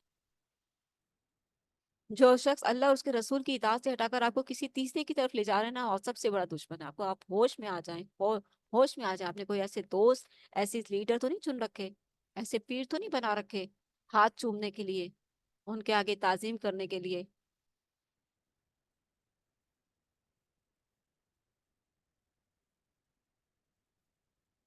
लीडर कहेंगे हमने अपने मकासद के हसूल के लिए तुम्हें गुमराह कुन तस्वुरात दिए और तुमने अपने मफादात के लिए हमारी पैरवी की। हमारे पीर तो ये कहते हैं। नहीं नहीं, हमें मत बताइए, हमारे पीर जो कहेंगे हम वही करेंगे। हम्म? और कयामत के दिन यूं झगड़ रहे होंगे एक दूसरे से। अब हमें हर सूरत अजाब का मजा चखना है, खुद ही इकरार करेंगे। अल्लाह हमें दुनियादार लोगों की पैरवी करने से महफूज फरमाए, आमीन। अपनी डायरेक्शन दुरुस्त कर ले। कुरान तो बार बार पुकार पुकार कर कह रहा है। देखो दो ही चीजें हैं, एक अल्लाह की तरफ आता है सीधा रास्ता, दूसरा अल्लाह की मखलूक की तरफ जाता है। वो शैतानी रास्ता है जो अल्लाह की मखलूक की तरफ जा रहा है मदद के लिए, मन्नत और मुरादों के लिए। जो इंसानी, जो अल्लाह की मखलूक की तरफ जा रहा है रास्ता, वो टेढ़ा रास्ता है, शैतानी रास्ता है, जहन्नुम की खाई का रास्ता। बुलंदी का रास्ता अपनाओ, अल्लाह को अपनाओ, अल्लाह की तरफ आ जाओ। वो बचा लेगा उस बड़े धोखेबाज से भी और उस खाई में गिरने से भी। थामो तो सही उसको। दूसरी तरफ नेक लोग जन्नत की आला और लाजवाब नेमतों से लुत्फ अंदोज हो रहे होंगे। अल्लाह ताला हम सबको ऐसे ही आला मकाम अता फरमाए। अल्लाह ताला हम सबको जहन्नुम के से महफूज रखे और दुनिया में उस बड़े धोखेबाज के शर से महफूज रखे, आमीन। ये दूसरी तरह दूसरी झलकी, पहली जहन्नुम की और दूसरी जहन्नुम में की झलकी देखिए कौन सी बताइए, और तो करें। तौहीद का पैगाम है, तौहीद का पैगाम। अपनी डायरेक्शन दुरुस्त कर लो, तभी तुम्हें जन्नत मिलेगी, वरना जहन्नुम तैयार है, जोश मार रही है। अगर तुमने उस दुश्मन बड़े धोखेबाज शैतान की बातों में आकर अल्लाह की मखलूक की पैरवी की, अल्लाह की मखलूक की ताजीम की, अल्लाह की मखलूक के आगे झुके मदद मन्नतें मुरादें वसीले वास्ते कर लिए, तो तुम भटक जाओगे, बहक जाओगे। अपनी डायरेक्शन दुरुस्त कर लो। दूसरी तरफ नेक लोग जन्नत की आला और लाजवाब नेमतों से लुत्फ अंदोज होंगे। जन्नत में एक फर्द दूसरे से कहेगा कि दुनिया में मेरा एक साथी था, वो इस हकीकत को झुटलाता था कि मुर्दा इंसानों को दोबारा जिंदा किया जाएगा। इसी जन्नत से, इस जन्नती से कहा जाए, उस जन्नती से कहा जाएगा कि क्या तुम उस गुमराह साथी का अंजाम देखना चाहते हो।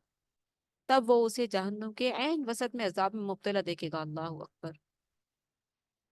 जिसने अपने गुमराह दोस्त की बात मानी वो जहन्नुम में, और जिसने अपने गुमराह दोस्त की बात नहीं मानी और सीधे रास्ते पर आ गया कि नहीं मैं तुम्हारी बात नहीं मान सकता, मैं अल्लाह को नहीं छोड़ सकता, मैं अल्लाह के रसूल सल्लल्लाहु अलैहि वसल्लम की इताअत को नहीं छोड़ सकता, तो वो जन्नत में होगा।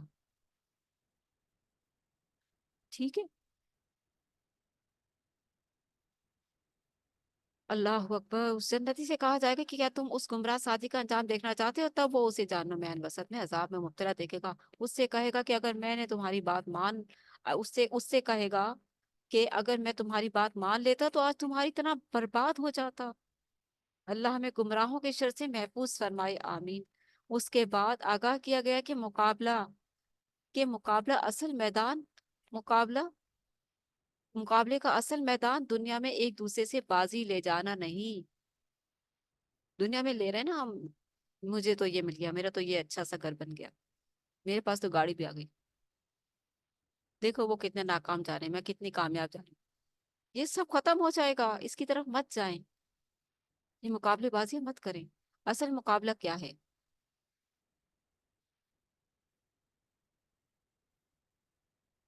اصل مقابلہ آخرت کی کامیابی ہے، کہ اس کے بعد یہ جو گمراہ ہے، اللہ ہمیں گمراہ کن شر سے محفوظ رکھے، کہ اس کے بعد آگاہ کیا گیا کہ مقابلہ کا اصل میدان دنیا میں ایک دوسرے سے بازی لے جانا نہیں، بلکہ جنت کے حصول کی کوشش اور اس کے لیے خواہشات نفس، مال اور جان کی قربانی دینا ہے۔ جنت کے لیے کیا کیا کرنا ہے؟ کیا کیا کرنا ہے؟ ایک، اللہ پر ایمان لا کر خواہشات نفس، مال اور جان کی قربانی دینا، یہ ہے حصول جنت کی سورسز۔ رکو نمبر 3، انبیاء کرام کی عظمت۔ تیسرے رکو میں ارشاد ہوا کہ اللہ نے ظالم قوم کے خلاف حضرت نوح علیہ السلام کی فریاد سنی اور انہیں مع اہل ایمان محفوظ رکھا۔ اللہ نے ظالم قوم کے خلاف حضرت نوح علیہ السلام کی فریاد سنی اور انہیں مع اہل ایمان کے ساتھ محفوظ رکھا۔ انہیں آدم ثانی کا مقام عطا کیا گیا۔ پوری انسانیت برباد ہو گئی تھی جب طوفان آیا تھا حضرت نوح علیہ السلام کی قوم پر، سوائے اس کے کہ جو کشتی میں سوار ہوئے تھے۔ تو انہیں کیا کہا؟ انہیں آدم ثانی کا مقام عطا کیا گیا، کہ پھر جب ان کی کشتی میں جو سوار تھے ان سے جو اولاد ہوئی تھی وہ یعنی ان کے بعد تمام نسل انسانی انہی کی اولاد سے وجود میں آئی۔ حضرت ابراہیم علیہ السلام ایک ایسے بت شکن جواں مرد تھے، بت شکن یعنی کہ بتوں سے نفرت کرنے والے جواں مرد تھے، جنہوں نے اپنے باطن میں خواہشات نفس کے بتوں کو توڑا۔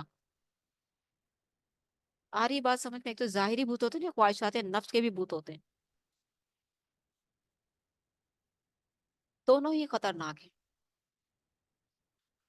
حضرت ابراہیم علیہ السلام ایک ایسے بت شکن نوجوان مرد تھے جنہوں نے اپنے باطن میں خواہشات نفس کے بتوں کو توڑا اور خارج میں پتھروں کے بتوں کو ٹکڑے ٹکڑے کر دیا۔ نفس کے بت کو بھی توڑا اور خارج میں پتھر کے بتوں کو بھی توڑا۔ پیچھے ہم پڑھ کے آئے نا، اور بڑے بت کے کاندھے پر وہ تیشا لٹکا دیا تھا کہ پوچھو اس سے کس نے مارا ان کو، توڑا انہیں۔ یہ تھی زبردست۔ وما کانا من المشرکین، اور نہیں تھا وہ مشرکوں میں سے۔ میرا حبیب، میرا پیارا بندہ ابراہیم حنیفہ تھا، یکسو تھا، میرا دوست۔ اللہ خلیل اللہ کا مقام، خلیل اللہ کا مقام ملا۔ بت پرستوں نے انہیں دہکتی ہوئی آگ میں جلانے کی سازش کی، ابراہیم علیہ السلام کو۔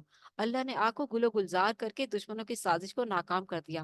اس کے بعد حضرت ابراہیم علیہ السلام نے اللہ کے بھروسے پر ہجرت کی اور مختلف مقامات پر، یعنی کہ کتنی راحت ملی ہوگی نا اللہ سے۔ تو اللہ بھی اپنے دوستوں کی ساتھ کتنی پیاری دوستی نبھاتا ہے نا اپنے بندوں کے ساتھ۔ وہ تو رب کریم ہے، رب کائنات ہے، کیسے آگ کو گل و گلزار بنا دیا، دشمنوں کی سازش کو ناکام کر دیا۔ اس کے بعد حضرت ابراہیم علیہ السلام نے اللہ کے بھروسے پر ہجرت کی، نکل گئے وہاں سے، مختلف مقامات پر جا کر توحید کی دعوت دیتے رہے، ایک اللہ کی دعوت دیتے رہے، لا الہ الا اللہ۔ اسی محنت کے دوران جب بڑھاپے نے قوتوں کو کمزور کر دیا، اولاد نہیں تھی ان کی ابھی، جب کمزور کر دیا تو اللہ نے اپنے پاکیزہ مشن کو جاری رکھنے کے لیے صالح اولاد کی دعا کی، اللہ سے دعا کی کہ جب بڑھاپے نے قوتوں کو کمزور کر دی تو اللہ سے اپنے پاکیزہ مشن کو جاری رکھنے کی کے لیے صالح اولاد کی دعا کی۔ نا امید نہیں ہوئے تھے کہ بڑھاپے میں کیسے اولاد ہوگی، بیوی بانجھ ہے کیسے اولاد نہیں، اللہ سے مانگا ہے انہوں نے، اللہ نے دیا۔ ہم؟ کمزور کمزوری کی حالت میں، لیکن اللہ سے اپنے پاکیزہ مشن کو جاری رکھنے کے لیے صالح اولاد کی دعا کی۔ اللہ نے انہیں حضرت اسماعیل علیہ السلام جیسا فرزند عطا فرمایا۔ حضرت اسماعیل علیہ السلام اماں ہاجرہ سے ہوئے تھے اور بڑے بیٹے تھے جنہیں مکہ میں بسایا تھا اللہ کے حکم سے۔ جب حضرت اسماعیل اس قابل ہوئے کہ بوڑھے باپ کے مشن میں ساتھی بن سکے تو اللہ نے حضرت ابراہیم علیہ السلام کو حکم دیا کہ اپنے بیٹے کو ذبح کر دو، اللہ اکبر، قربان کر دو، اللہ اکبر۔ آفرین ہے حضرت ابراہیم علیہ السلام پر کہ وہ اللہ کے حکم پر بیٹے کو ذبح کرنے کے لیے تیار ہو گئے، اور تحسین ہے حضرت اسماعیل علیہ السلام کے لیے کہ انہوں نے کم سنی کے عالم میں اللہ کی راہ میں قربان ہونے کے لیے خوش دلی سے قبول کر لیا۔ ابا میں حاضر ہوں، جو اللہ تعالیٰ کا حکم آیا آپ کر گزریے۔ ابا کریں بیٹے سے، بیٹا مجھے اللہ نے حکم دیا کہ میں تجھے ذبح کر دوں، قربان کر دوں اس کی راہ میں۔ ابا آپ کو جو حکم دیا جا رہا ہے آپ کیجیے، میں حاضر ہوں۔ نیک صالح اولاد مانگی تھی نا، تو نیک صالح اولاد کا جواب تو یہی ہونا تھا نا، اللہ کے لیے قربانی، اللہ کے لیے حاضر ہے ہم۔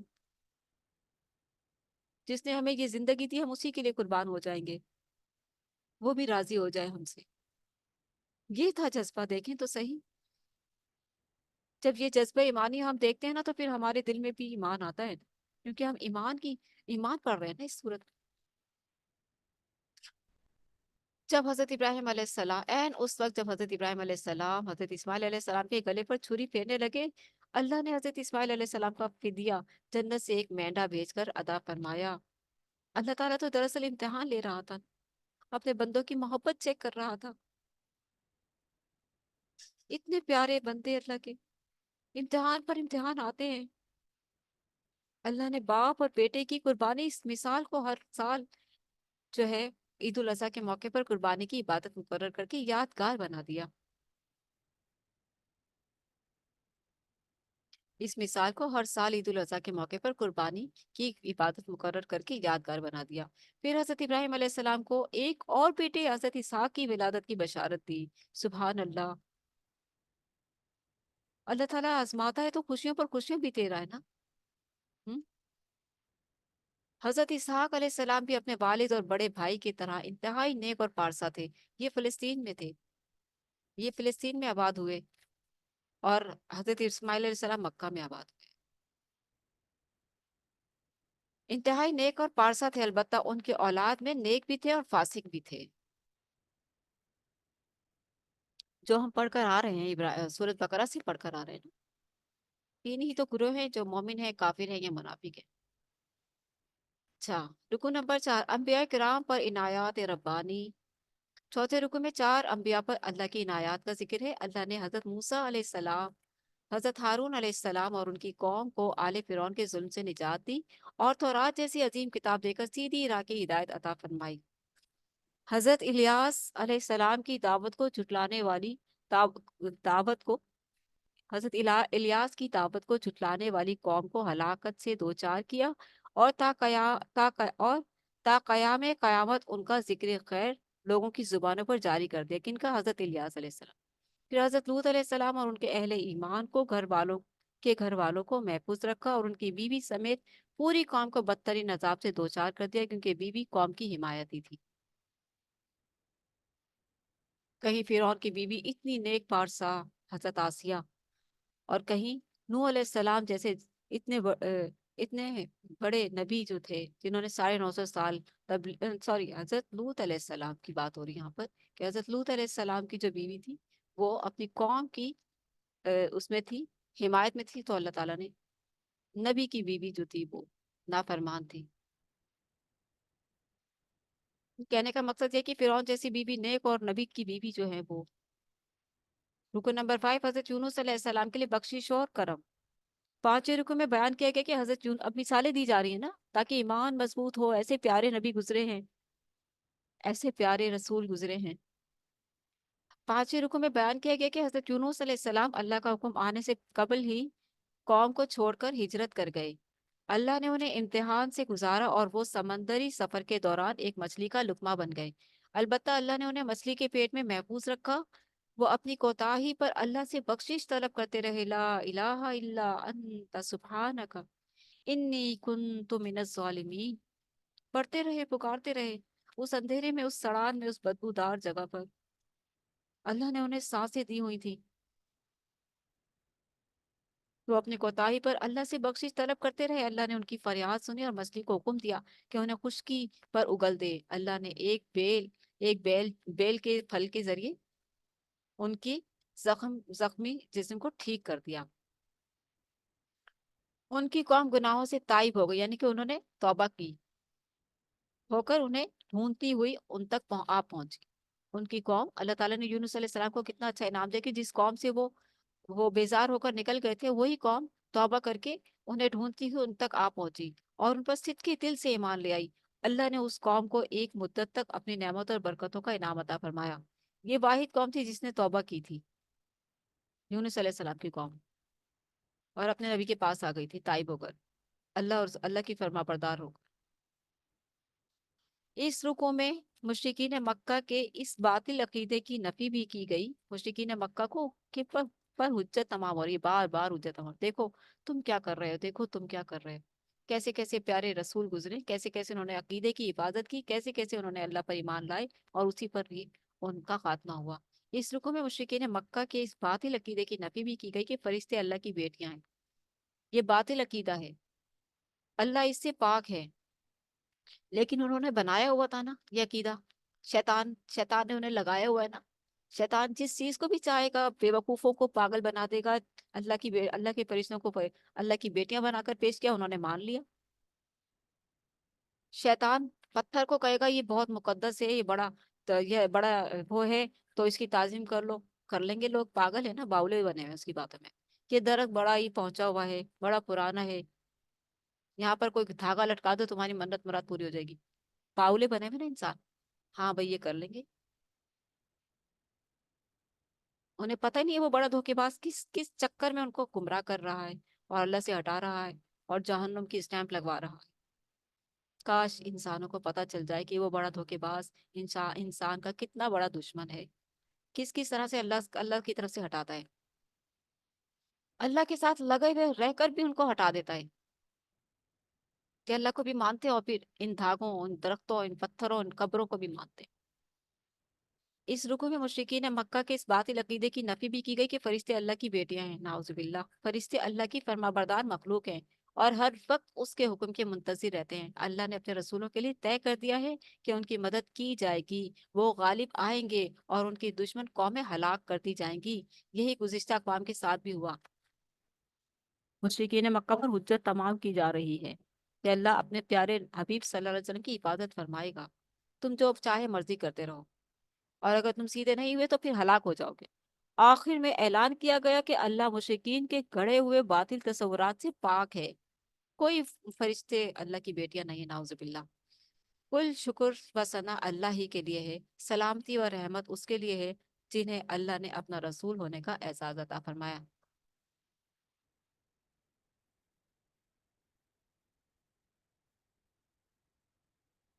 سبحان ربک رب العزت عما یصفون وسلام علی المرسلین والحمد للہ رب العالمین۔ سورہ سعد تزکیہ نفس کے لیے مؤثر یاد دہانی۔ مشرکین مکہ مکی صورت ہے، تزکیہ نفس ہوگا۔ اوپر ایمان کی بات پڑھی ہم نے، سورہ صافات میں ہم نے ایمان پڑھا۔ ایمان دیکھیں، اس کا عنوان پھر سے دیکھیں تاکہ یاد دہانی رہے۔ ایمان کے موضوع پر عظیم سورہ مبارکہ دیکھیں، ایمان کی کتنی زبردست اوپر ہوئی ہے نا۔ اللہ تعالیٰ کے پاک کلام سے ہمارا کتنے زبردست وہ ہوتی ہے، تزکیہ ہو رہا ہے نا ہمارا، ہدایت اور ایمان میں اضافہ ہو رہا ہے۔ اب تزکیہ نفس کے لیے، اب تزکیہ نفس ہوگا انشاءاللہ، ٹھیک ہے۔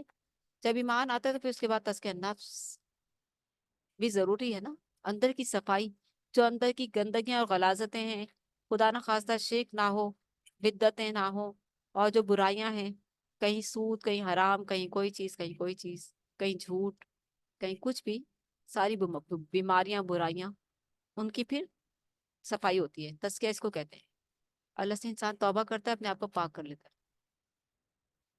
تزکیہ نفس کے لیے مؤثر یاد دہانی ہے، جو اس کو دل سے پڑھتے ہیں ان کا تو تزکیہ ہو جائے گا، اور مشرکین مکہ جیسے بد نصیب لوگ جو تھے، جنہوں نے نہ قرآن سنا، نہ اپنا تزکیہ کیا، نہ ہی وہ فلاح پائے۔ مشرکین مکہ کا غصاخانہ طرز عمل۔ رکو نمبر 1، پہلے رکو میں آگاہ کیا گیا کہ قرآن کریم ایک مؤثر یاد دہانی ہے، البتہ مشرکین مکہ اس سے ہدایت حاصل نہ کر سکیں گے۔ وہ تکبر کی آخری حدود پر ہیں، وہ نفس پرستی اور تکبر کی آخری انتہا پر ہیں۔ انہیں کیسے ہی اللہ کی دعوت کی بات ہضم ہوگی؟ انہوں نے اپنا دل، اپنا نفس، اپنا سب کچھ شیطان کے حوالے کر رکھا ہے۔ تکبر کس نے کیا تھا؟ شیطان نے کیا تھا نا۔ اور نفس پر کون بیٹھا ہوا ہے؟ انسان کے نفس پر شیطان وسوسے ہر وقت ڈال رہا ہے نا۔ تو انسان نے اسی سے مقابلہ کرنا ہے۔ یہی سیاست چل رہی شیطان کی، اور یہی جہاد چل رہا ہے انسان کا۔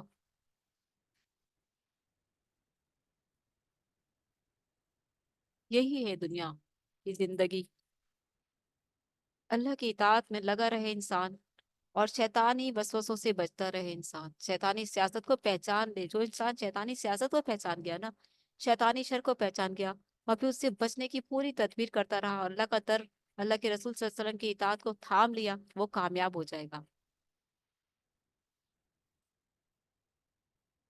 कौन है ये मुशरिकीन मक्का? वो नफ्स परस्ती और तकब्बुर की आखिरी इंतहा पर हैं, क्योंकि शैतान को उन्होंने अपना बड़ा सरदार बना रखा है। नाकामी और नामुरादी तो उन्होंने अपने हाथों से अपने पर रख लिए ना।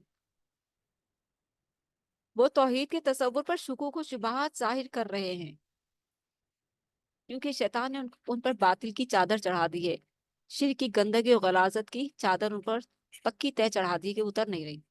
नबी अलैहिस्सलातु वस्सलाम पर जादू और झूठा होने का बहतान लगा रहे हैं। जादूगर है। ये बात हजम नहीं हो रही ना, एक अल्लाह की इबादत और आखिरत। तो अल्लाह, जो एक अल्लाह वाहदहू ला शरीक की इबादत की तरफ बुला रहा है वो जादूगर है। जो आखिरत की से डरा रहा है वो जादूगर है। उनकी नजर में नाउजुबिल्लाह।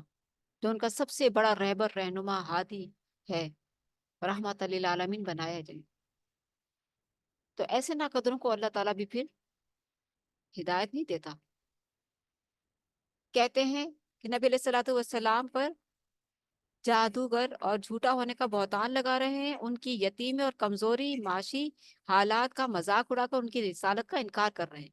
देखो ये रसूल है, इसके पास तो कोई बाग नहीं है, इसके पास तो कोई सोने के महल नहीं है, ये अपने आप को अल्लाह का रसूल कहता है। ये सारे बहानेबाजियां थी उनकी।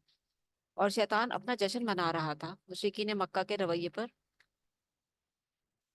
क्योंकि खातम अन्नबिय्यीन रहमत लिल आलमीन की तकजीब की जा रही थी, तजलील की जा रही थी, तकफीर की जा रही थी। इन गुस्ताखियों के जवाब में इरशाद हुआ कि क्या कायनात में इख्तियारात मुशरिकीन के हाथ में है कि वो फैसला करेंगे कि नबूवत और रिसालत पर किसने फाइज होना है। हकीकत यह है कि उन्होंने अपनी गुस्ताखियों का वबाल नहीं चखा। अभी अल्लाह ने मोहलत दे रखी है, मोहलत पर मोहलत दे रहा है अल्लाह ताला। फिर जब पकड़ेगा तो फिर, क्योंकि अल्लाह जालिम नहीं है, फिर जब वो पकड़ेगा तो फिर सजा भी बड़ी अच्छी तैयार कर रखी है अल्लाह ताला ने। वो सारे शैतान, वो जो उनके बनावटी खुदा हैं, वो सब उनके साथ जहन्नुम में जाएंगे, और वो एक दूसरे को देखकर तड़पेंगे, चीखेंगे, चिल्लाएंगे, लड़ेंगे, झगड़ा करेंगे, तुमने हमें बर्बाद कर दिया, तुमने हमें बर्बाद। तो उसको कोई फायदा थोड़ी होगा। देखी तो सही, जहन्नुम की झलकियां दिखाई जाती है ना। अगर वो अपने तकब्बुर और जिद और गुस्ताखाना तर्ज अमल से बाज ना आए तो उनका वैसा ही अंजाम होगा जैसा साबिका सरकश कौमों का हुआ था। क्या इनके लिए इबरतनाक साबिका कौमों के वाकयात की मिसालें वाज़ेह नहीं है?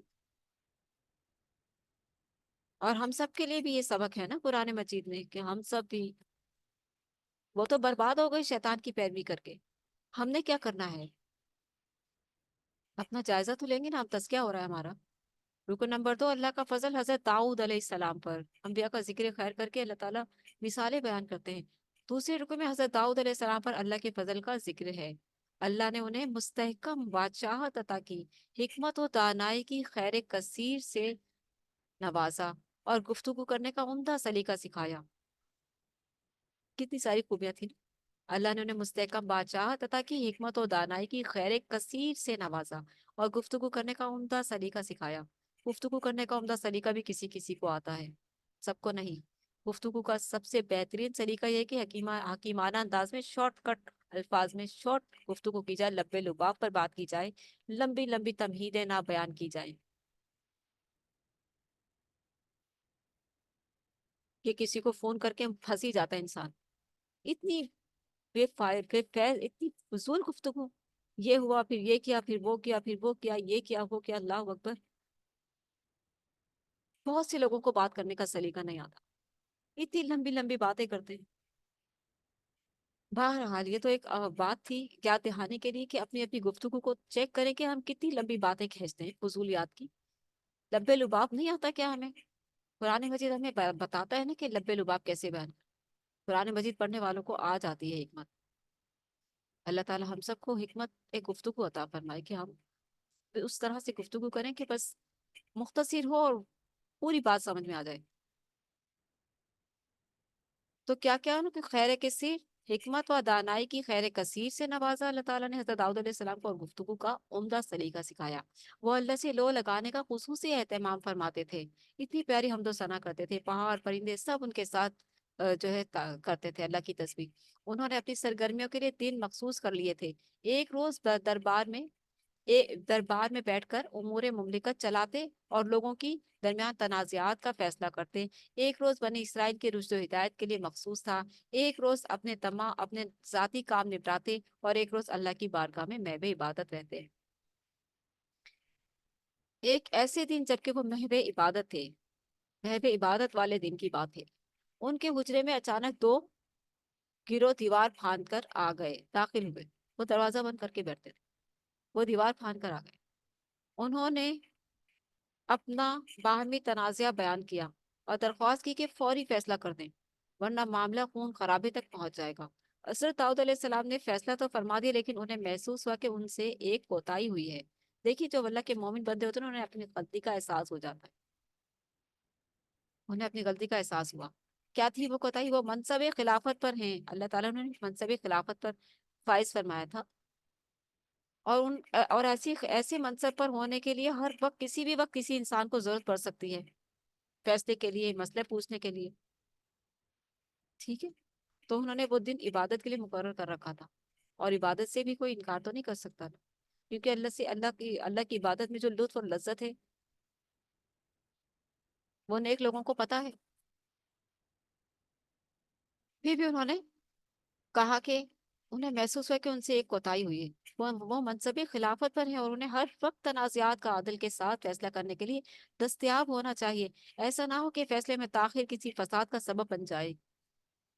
انہوں نے سجدے میں گر کر اللہ سے بخشش طلب کی، فوراً نیک بنتے اتنے پیارے نبی فوراً اللہ کے حضور سجدے میں گر گئے اور اللہ سے بخشش طلب کی۔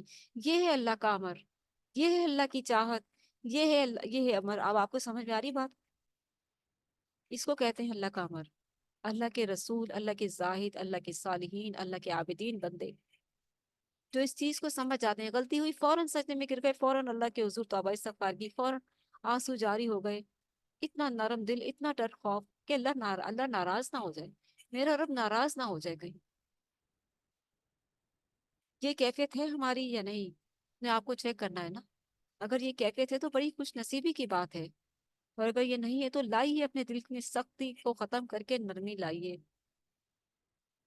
اللہ نے انہیں بخشش کی بشارت دی اور آگاہ کیا کہ انہیں خلافت کا منصب عطا کیا گیا ہے۔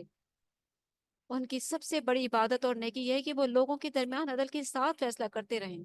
یہ دیکھیں نا، انسانیت کی خدمت بھی تو بہت بڑی نیکی ہے۔ اللہ کے ذکر و اذکار میں جو راحت ہے وہ تو ہے ہی، لیکن انسانیت کی خدمت بھی اللہ تعالیٰ نے ہی دی ہے، اور جس کو خلیفہ بنا اس کی تو بہت بڑی ذمہ داری۔ رکن نمبر 3، نیکی کرنے والے اور برائی کرنے والے برابر نہیں۔ تیسرے رکن میں ارشاد ہوا کہ کائنات کی ہر شے کی تخلیق با مقصد ہے، کوئی بھی چیز بے مقصد نہیں بنائی، اور وہ اللہ کی اطاعت کر رہی ہے۔ کائنات کی ہر چیز اللہ کی اطاعت کر رہی ہے سوائے انسان کے۔ انسان کتنا بڑا نافرمان ہے، اس بڑے دھوکے باز نے اس کو باولا بنا رکھا ہے نا، خواہشات کے پیچھے لگا دیا ہے اس دھوکے باز نے۔ چند ہی لوگ ہیں جو اللہ کی فرما برداری میں ہیں، باقی تو سارے اس دھوکے باز کی شر میں آ گئے ہیں، اس کے شکنجے میں آئے ہوئے ہیں، اپنے نفس کی خواہشات میں لگے ہوئے ہیں۔ چیک کر لینا دنیا بھر میں نگاہ ڈال کر کتنے لوگ فرما بردار ہیں۔ اپنے گھر میں ہی جھانک کر دیکھ لیں، اپنے اولادوں کو ہی دیکھ لیں۔ اللہ اکبر۔ تیسرے رکوع میں ارشاد ہوا کہ کائنات کی ہر شے کی تخلیق با مقصد ہے اور وہ اللہ کی اطاعت کر رہی ہے۔ اللہ اور انسان کو بھی اللہ نے با مقصد بنایا ہے، لیکن انسان اللہ کی اطاعت نہیں کر رہا۔ بڑے افسوس کی بات ہے، انسان کو بھی یہی حکم ہے کہ وہ اللہ کی فرما برداری اختیار کرے۔ فرما بردار اور نافرمان برابر نہیں ہو سکتے۔ فرما برداروں کے لیے نعمتیں اور نافرمانوں کے لیے شدید عذاب ہے۔ دو ہی چیزیں ہیں نا، کوئی تیسری چیز تو نہیں ہے۔ آگاہ کیا گیا کہ قرآن حکیم اس لیے نازل کیا گیا ہے تاکہ لوگ اس مبارک کتاب پر غور و فکر کر کے نصیحت حاصل کریں، اپنے آپ کو سیدھا کر لیں، اپنے آپ کو اللہ کا مطیع فرما بردار بنا لیں، اللہ کی محبت، اللہ کی رحمت کو پہچان کر اس کے مطیع فرما بردار بن کر اس سے محبت کریں، اس کی چاہت کریں، اس کا امر کو پورا کریں۔ اس کے بعد حضرت سلیمان علیہ السلام کے بلند مقام و مرتبے کا ذکر کیا گیا، جو حضرت داؤد علیہ السلام کے بیٹے تھے۔ انہیں بھی اللہ تعالیٰ نے نبوت سے سرفراز کیا تھا اور ایسی بادشاہت عطا کی تھی کہ قیامت تک کسی کو ویسی بادشاہت نصیب نہیں۔ اور انہوں نے اس چیز کو اللہ کا فضل قرار دیا، اللہ کی رحمت قرار دیا۔ ہاذا من فضل ربی، ہاذا من رحمت ربی۔ اللہ نے انہیں اپنی راہ میں جہاد کا خصوصی جذبہ عطا کر رکھا تھا۔ حضرت سلیمان علیہ السلام کو انہیں ہر شے سے محبت تھی جو اللہ کی راہ میں جہاد کے لیے کام آتی تھی، ٹھیک ہے؟ یعنی کہ محبت کا جو وہ ہے وہ اللہ ہی ہے۔ انہیں ہر اس شے سے محبت تھی جو اللہ کی راہ میں جہاد کے لیے کام آتی تھی۔ خاص طور پر ان گھوڑوں کی گردنوں اور پنڈلیوں پر شفقت سے ہاتھ پھیرتے تھے جو جنگوں میں استعمال ہوتے تھے۔ اللہ نے انہیں خوب نوازا ہوا پر اختیار دیا تھا۔ اللہ تعالیٰ نے انہیں خوب نوازا اور ہوا پر اختیار دے دیا، ہوا پر بھی اختیار تھا، جس رخ پر چاہتے اور جس رفتار سے چاہتے اسے چلنے کا حکم دیتے۔ انتہائی طاقتور جنات ان کے قابو میں تھے، جن سے بڑی بڑی تعمیرات کراتے اور سمندروں سے موتی اور خزانے برآمد کراتے۔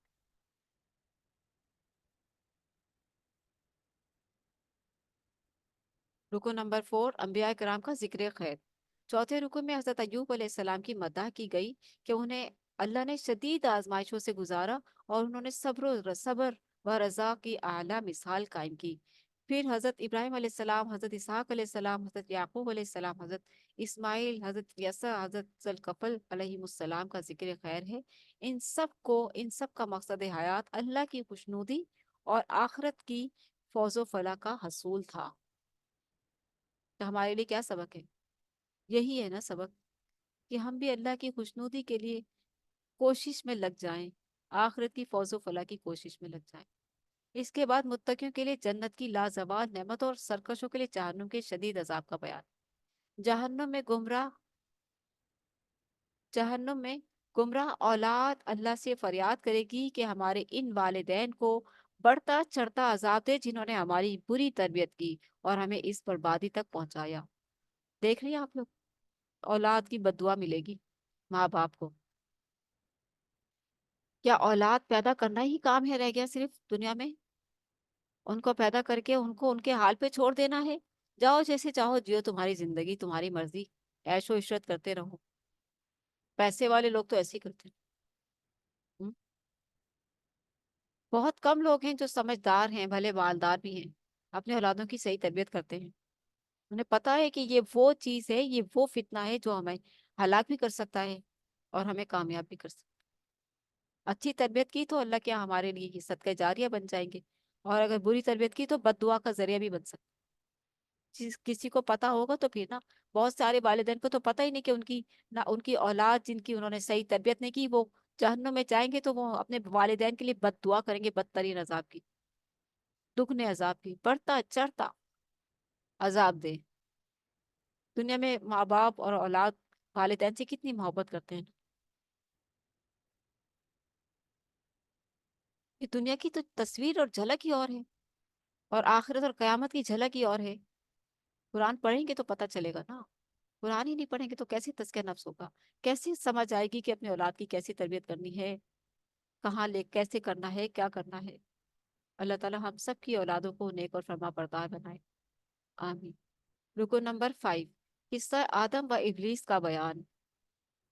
5ویں رکو میں فرشتوں کے سامنے اللہ کا یہ فرمان نقل ہوا کہ میں ایک انسان گارے سے بنا رہا ہوں۔ شیطان بھی دیکھتا تھا کہ کیا بنایا جا رہا ہے، کس گارے اور ٹھیکری اور کیچڑ اور بدبودار مٹی سے کچھ بنایا جا رہا۔ جب اس میں اپنی روح ڈال دی تو وہ جب اس چیز میں روح ڈالی تو وہ معزز ہو گئی نا، اشرف المخلوقات ہو گئی نا۔ اللہ نے خود اپنی روح ڈالی اس میں تو وہ کتنا معزز بن گیا۔ اللہ کی حکمت ہے نا اس کو مٹی سے پیدا کرنا اور پھر اس میں روح ڈال دینا تو اس کو معزز بنا دینا۔ کہ جب اس میں اپنی روح ڈال دوں تو تم اس کے سامنے سجدے میں گر جانا۔ فرشتوں سے کہا کہ میں ایک انسان بنا رہا ہوں گارے سے، جب میں اس میں اپنی روح ڈال دوں تو جب روح ڈال دوں گا تو معزز ہو جائے گا، اور پھر اس کو تم سجدہ کرنا، سجدے میں گر جانا۔ گویا انسان کی عظمت کا سبب اس کا خاکی وجود نہیں بلکہ اس میں موجود روح ربانی ہے۔ روح کی وجہ سے انسان عظیم ہے، अशरफुल मखलूकात है। उस रूह ही की वजह से इंसान रब के लिए तड़पता है। वो जो रूह डाली है ना अल्लाह ताला ने, उस रूह की वजह से इंसान रब की चाहत रखता है, रब की तड़प रखता है, रब की तरफ लपकता है। अब वो खुश नसीब इंसान है जो अल्लाह की तरफ लपकते हैं। वो खुश नसीब इंसान है जो अल्लाह ही को पहचान कर अल्लाह ही की तरफ लपकते हैं, कायनात में गौर फिक्र करके अल्लाह को पहचान कर, अल्लाह को अपना रब मान कर अल्लाह के आगे झुक जाते हैं। सारी जिंदगी उसको वाहदहू ला शरीक मान कर और उसके भेजे हुए रसूल और हिदायत पर अमल करके अपने आप को कामयाबी की तरफ लेकर जाते हैं। वो खुश नसीब हैं। और वो बदनसीब जो रब की तरफ रखते हुए किसी दरख्त, किसी पत्थर, किसी कब्र, किसी किसी बुजुर्ग, किसी से सितारे, किसी सूरज, किसी आग पर जाकर झुक जाते हैं, वो बदनसीब मखलूक हैं। शैतान की झांसे में आ गए, शैतान की सियासत में आ गए, शैतान की चालबाजी में आ गए, शैतान ने उनको बर्बाद कर दिया।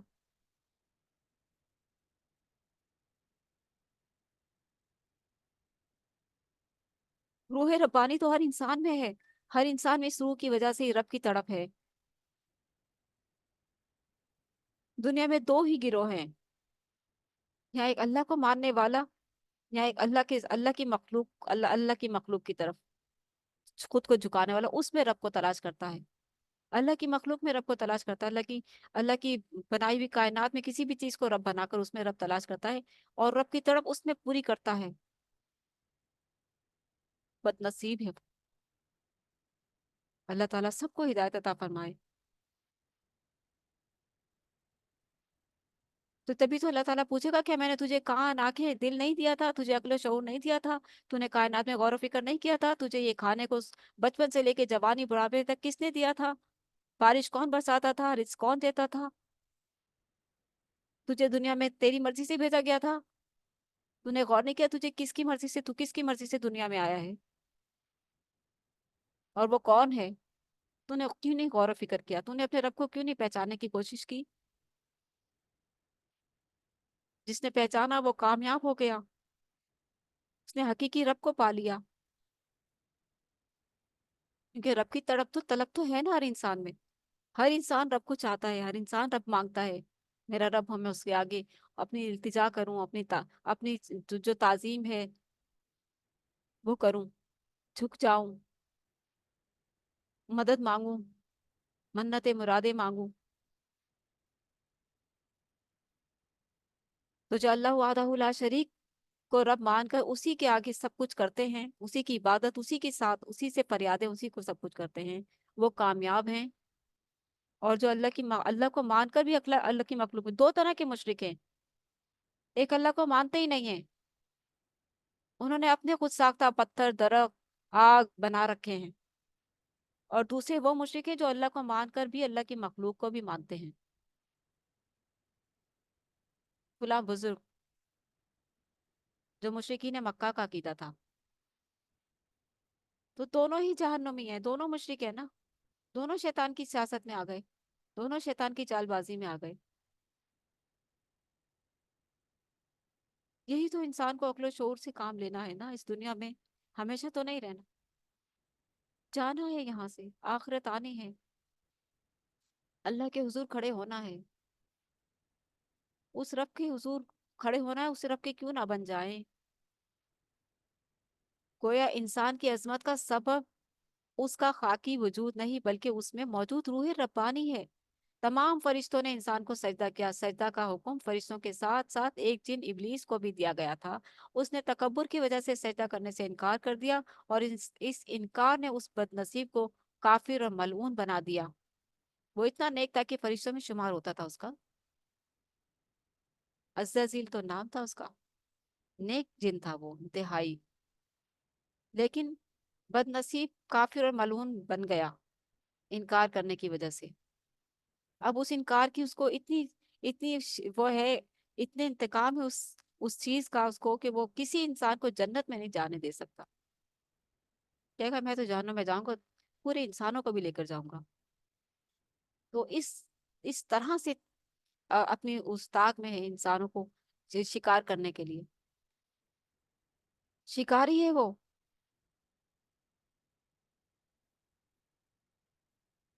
कुछ भी समझे, वो दुश्मन है इंसान का, बस ये बात जहन में रखें। وہ پوری انسانیت برباد کر رہا ہے اللہ سے ہٹا کر. سورہ زمر. اللہ ہی کی عبادت کا بیان. اللہ ہی کی عبادت کا بیان ہی پڑھ رہے ہیں نا ہم مسلسل تسلسل کے ساتھ. سورہ زمر. اللہ ہی کی عبادت کا بیان. مکی صورت ہے. اللہ کی بندگی کرو خالص اطاعت کے ساتھ. کیا مطلب ہے اس کا؟ کہ اللہ ہی کی بندگی کرنے کسی اور کو شامل نہیں کرنا بھائی. کسی اور کو شامل نہیں کرنا. کوئی پہنچی ہوئی ہستی نہیں ہے. اللہ ہی بلند و بالا ہے. اللہ ہی اعلیٰ ہے.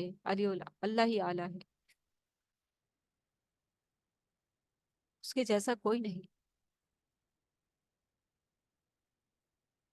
شیطان کا وار سب سے پہلے یہی تو ہے کہ اللہ کے ساتھ اور بھی.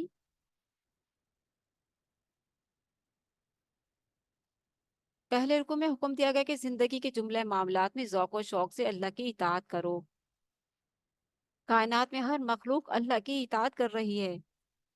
کائنات کی ہر مخلوق. انسان کو بھی چاہیے کہ وہ بھی اللہ کے آگے جھک جائے. کیوں نہیں انسان اللہ کے آگے جھکتا؟ کیوں اس نے اوروں کو بنا رکھا ہے بھائی؟ کائنات کے ہر مخلوق اللہ کی اطاعت کر رہی. انسانوں کو بھی یہی روش اختیار کرنی چاہیے. انسانوں پر اللہ کی نعمتیں بے شمار ہیں. اگر انسان اللہ کا شکر کرے تو اللہ بہت خوش ہوتا ہے. اس کے برعکس اگر وہ ناشکری کریں تو اللہ کو یہ روش پسند نہیں. انسان کا یہ معاملہ عجیب ہے.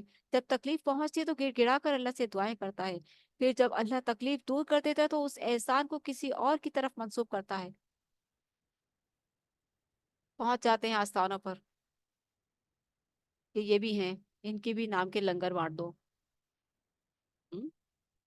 بظاہر تو وہ حلال چاول اور حلال چکن یا حلال بیف کا ہے مگر حرام ہے. غیر اللہ کے نام کا ہے نا. انسان کا معاملہ بھی عجیب ہے. جب تکلیف پہنچتی ہے تو گڑ گڑا کر اللہ سے دعا کرتا ہے. خالص اللہ سے.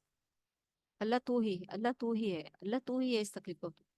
پھر جب اللہ تکلیف دور کر دیتا ہے تو اس احسان کو کسی اور کی طرف منسوب کر دیتا ہے. ان کی وجہ سے ہوا ہے. اور اللہ کے سوا دوسرے معبودوں کو پکارنے لگتا ہے. ایسے احسان فراموش کا ٹھکانہ جہنم کی آگ ہے. کیونکہ وہ بڑا دھوکے باز ہے نا. دیکھ رہا ہے کہ اس نے شکر کر لیا اللہ کا. اللہ سے مانگ لیا ہے. ہم؟ اب اس کو جلدی سے دوسروں کی طرف بھی جھکوا دو. یہ فلاں کی دوائی سے آیا آرام. فلاں ڈاکٹر کے پاس جانا وہاں سے آرام آتا ہے. اس کی دوائی سے آرام آتا ہے. نہیں. یہ شیک ہے. اللہ تو شفا دے. اللہ تو شفا دے. اللہ نے شفا دے دی. آپ کسی کو بتا رہے ہیں فلاں ڈاکٹر سے دوائی لی تھی نا وہیں سے اسی کی دوائی میں شفا ہے. تو یہ کیا ہے؟ شرک کی تو ہے. اور کیا ہے یہ کہنا ہے کہ فلاں ڈاکٹر کی دوا لی تھی اللہ نے وہاں سے شفا دی ہے. اللہ نے شفا دی. اللہ نے اس کے ہاتھ میں شفا دی ہے. جب ہم اللہ کو لائیں گے تو پھر شیطان تو بھاگ جائے گا وہاں سے. یہ کیا ہوا؟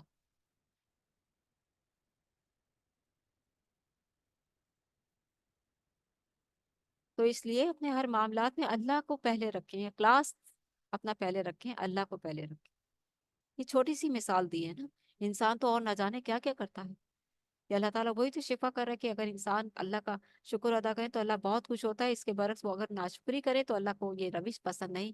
انسان کا معاملہ بھی عجیب ہے. جب تکلیف پہنچے تو گڑ گڑا کر اللہ سے دعائیں کرتا ہے. پھر جب اللہ تکلیف دور کر دیتا تو اس کا احسان کو کسی اور کی طرف منسوب کرتا ہے. اور اللہ کے سوا دوسرے معبودوں کو پکارنے لگتا ہے. ایسے احسان فراموشوں کا ٹھکانہ جہنم کی آگ ہے. آخر میں آگاہ کیا گیا کہ اللہ کی نظر میں علم رکھنے والے اور علم نہ رکھنے والے برابر نہیں ہو سکتے. کیسے ہو سکتے ہیں علم رکھنے والے اور علم نہ رکھنے والے برابر؟ ہو ہی نہیں سکتا.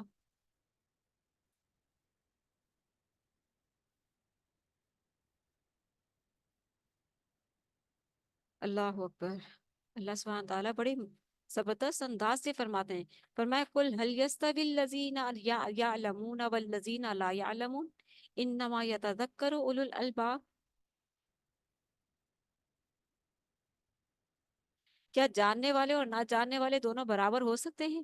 مگر ان باتوں سے سبق تو وہی حاصل کرتے ہیں جو اور اہل و عقل والے ہیں. اہل عقل والے ہیں.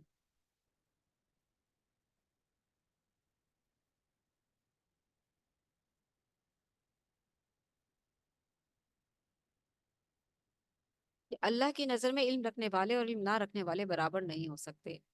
علم کی اتنی قدر ہے، اتنی اہمیت ہے۔ پہلی وحی میں کیا آیا تھا؟ اقرا، پڑھ پڑھ، اقرا بسم ربک الذی خلق، پڑھ اپنے رب کے نام سے جس نے پیدا کیا۔ ہم؟ سب سے پہلے علم کی بات آئی نا، پھر کتاب بھی لکھی ہوئی آئی ہے نا۔ سب سے پہلے اللہ تعالیٰ نے قلم بنایا، پھر اسے ساری تقدیر اور تدبیر لکھی۔ علم کی تو بہت اہمیت ہے۔ وَعَلَّمَ الْآدَمَ الْأَسْمَاءَ، اللہ تعالیٰ نے کہا نا، ہم نے آدم علیہ السلام کو سب علم دیا ہے، نام سکھا دیے ہیں، ہر چیز کا علم دیا تھا اللہ تعالیٰ نے۔ علم کی بہت اہمیت ہے۔ جو انسان علم حاصل کرتے ہیں، اللہ کے رسول صلی اللہ علیہ وسلم نے فرمایا، جو شخص علم کے راستے پر نکلا، یعنی اللہ اور اس کے رسول کا جو علم ہے، قرآن اور حدیث سیرت مبارکہ، علم کے راستے پر نکلا تو اللہ تعالیٰ اس کے لیے جنت کا راستہ آسان فرما دیتا ہے، کیونکہ علم ہمیں سیدھا کر دیتا ہے نا۔ علم ہمیں غلط راستوں کی نشاندہی کروا دیتا ہے، ہمیں بتا دیتا ہے کہ صحیح راستہ کیا ہے اور غلط کیا ہے۔ جیسے قرآن ہمیں بتا رہا ہے نا، ہمیں پتہ چل رہا ہے نا صحیح اور غلط ڈائریکشن کا۔ جس کی ڈائریکشن درست ہو گئی وہ صحیح ہو جائے گا، کامیاب ہو جائے گا انشاءاللہ۔ جو اللہ اور اس کے رسول کا مطیع فرما بردار ہو گیا اور باقی سارے باطل طریقوں کو چھوڑ دے گا تو وہ کامیاب ہو جائے گا انشاءاللہ۔ قرآن یہی کہہ رہا ہے، میں نہیں کہہ رہی۔ اللہ ہی کی بندگی کرنے کی تاکیدی حکم، دوسرے حکم میں نبی علیہ الصلوۃ والسلام کو تلقین کی گئی کہ وہ اعلان کر دیں کہ مجھے حکم دیا گیا ہے کہ میں اللہ کی بندگی کروں مکمل اطاعت کے ساتھ۔ اللہ کے رسول کو تاکید کی جا رہی ہے۔ اللہ کے رسول صلی اللہ علیہ وسلم کے ماننے والوں کے لیے وہ تاکید کتنی کتنی پھر اہمیت رکھتی ہوگی کہ نبی علیہ الصلوۃ والسلام کو تلقین کی گئی کہ وہ اعلان کر دے کہ مجھے حکم دیا گیا ہے کہ میں اللہ کی بندگی کروں، اللہ ہی کی بندگی کروں مکمل اطاعت کے ساتھ۔ ہم سب کے لیے پیغام ہے کہ اللہ کی بندگی کریں مکمل اطاعت کے ساتھ۔ ایسا نہ کہ وہ بھی تو ہیں بہت پہنچے ہوئے ہیں، نہیں، پھر خرابی آ جائے گی، بہت بڑی خرابی آ جائے گی۔ صرف اور صرف اللہ کی بندگی کرنی ہے مکمل اطاعت کے ساتھ، اور سب سے پہلے اللہ کے فرما بردار ہونے کی مثال قائم کروں۔ اللہ کے رسول صلی اللہ علیہ وسلم نے سب سے پہلے فرما برداری ہونے کی مثال قائم کی۔ جو لوگ اللہ کی بندگی کرتے ہیں اور طاغوت کے خلاف ڈٹ جاتے ہیں، طاغوت کیا ہے؟ شیطان، شیطانی ہتھ کنڈے، شیطانی راستے، شیطانی سیاستیں، شیطانی چال بازیاں، شیطانی شرور، شیطانی، یہ ساری چیزیں طاغوت میں آتی ہیں۔ اور ہر حرام کام، جس میں سب سے بڑا حرام کام شرک ہے، ٹھیک ہے، سب سے بڑا حرام کام شرک ہے، گناہ کبیرہ، طاغوت کا سب سے بڑا، جس نے انسانیت کو ڈبو کر رکھ دیا ہے۔ ڈائریکشن ہی بدل گئی، ڈائریکشن بدل گئی، اللہ سے ہٹ کر اوروں کی طرف لگ گئی۔ سب سے بڑا اس کا یہ وار ہے طاغوت کا، کہ جو لوگ اللہ کی بندگی کرتے ہیں اور طاغوت کے خلاف ڈٹ جاتے ہیں، ٹھیک ہے، شیطان کا مقابلہ، وسوسے، وہ اپنے نفس پر کنٹرول، اور شیطانی سیاست کو سمجھ جانا کہ وہ کیا ایسا دشمن ہے، کس طرح سے ہمیں جو ہے اللہ سے ہٹانے پر پوری پوری کوشش میں لگا ہوا ہے۔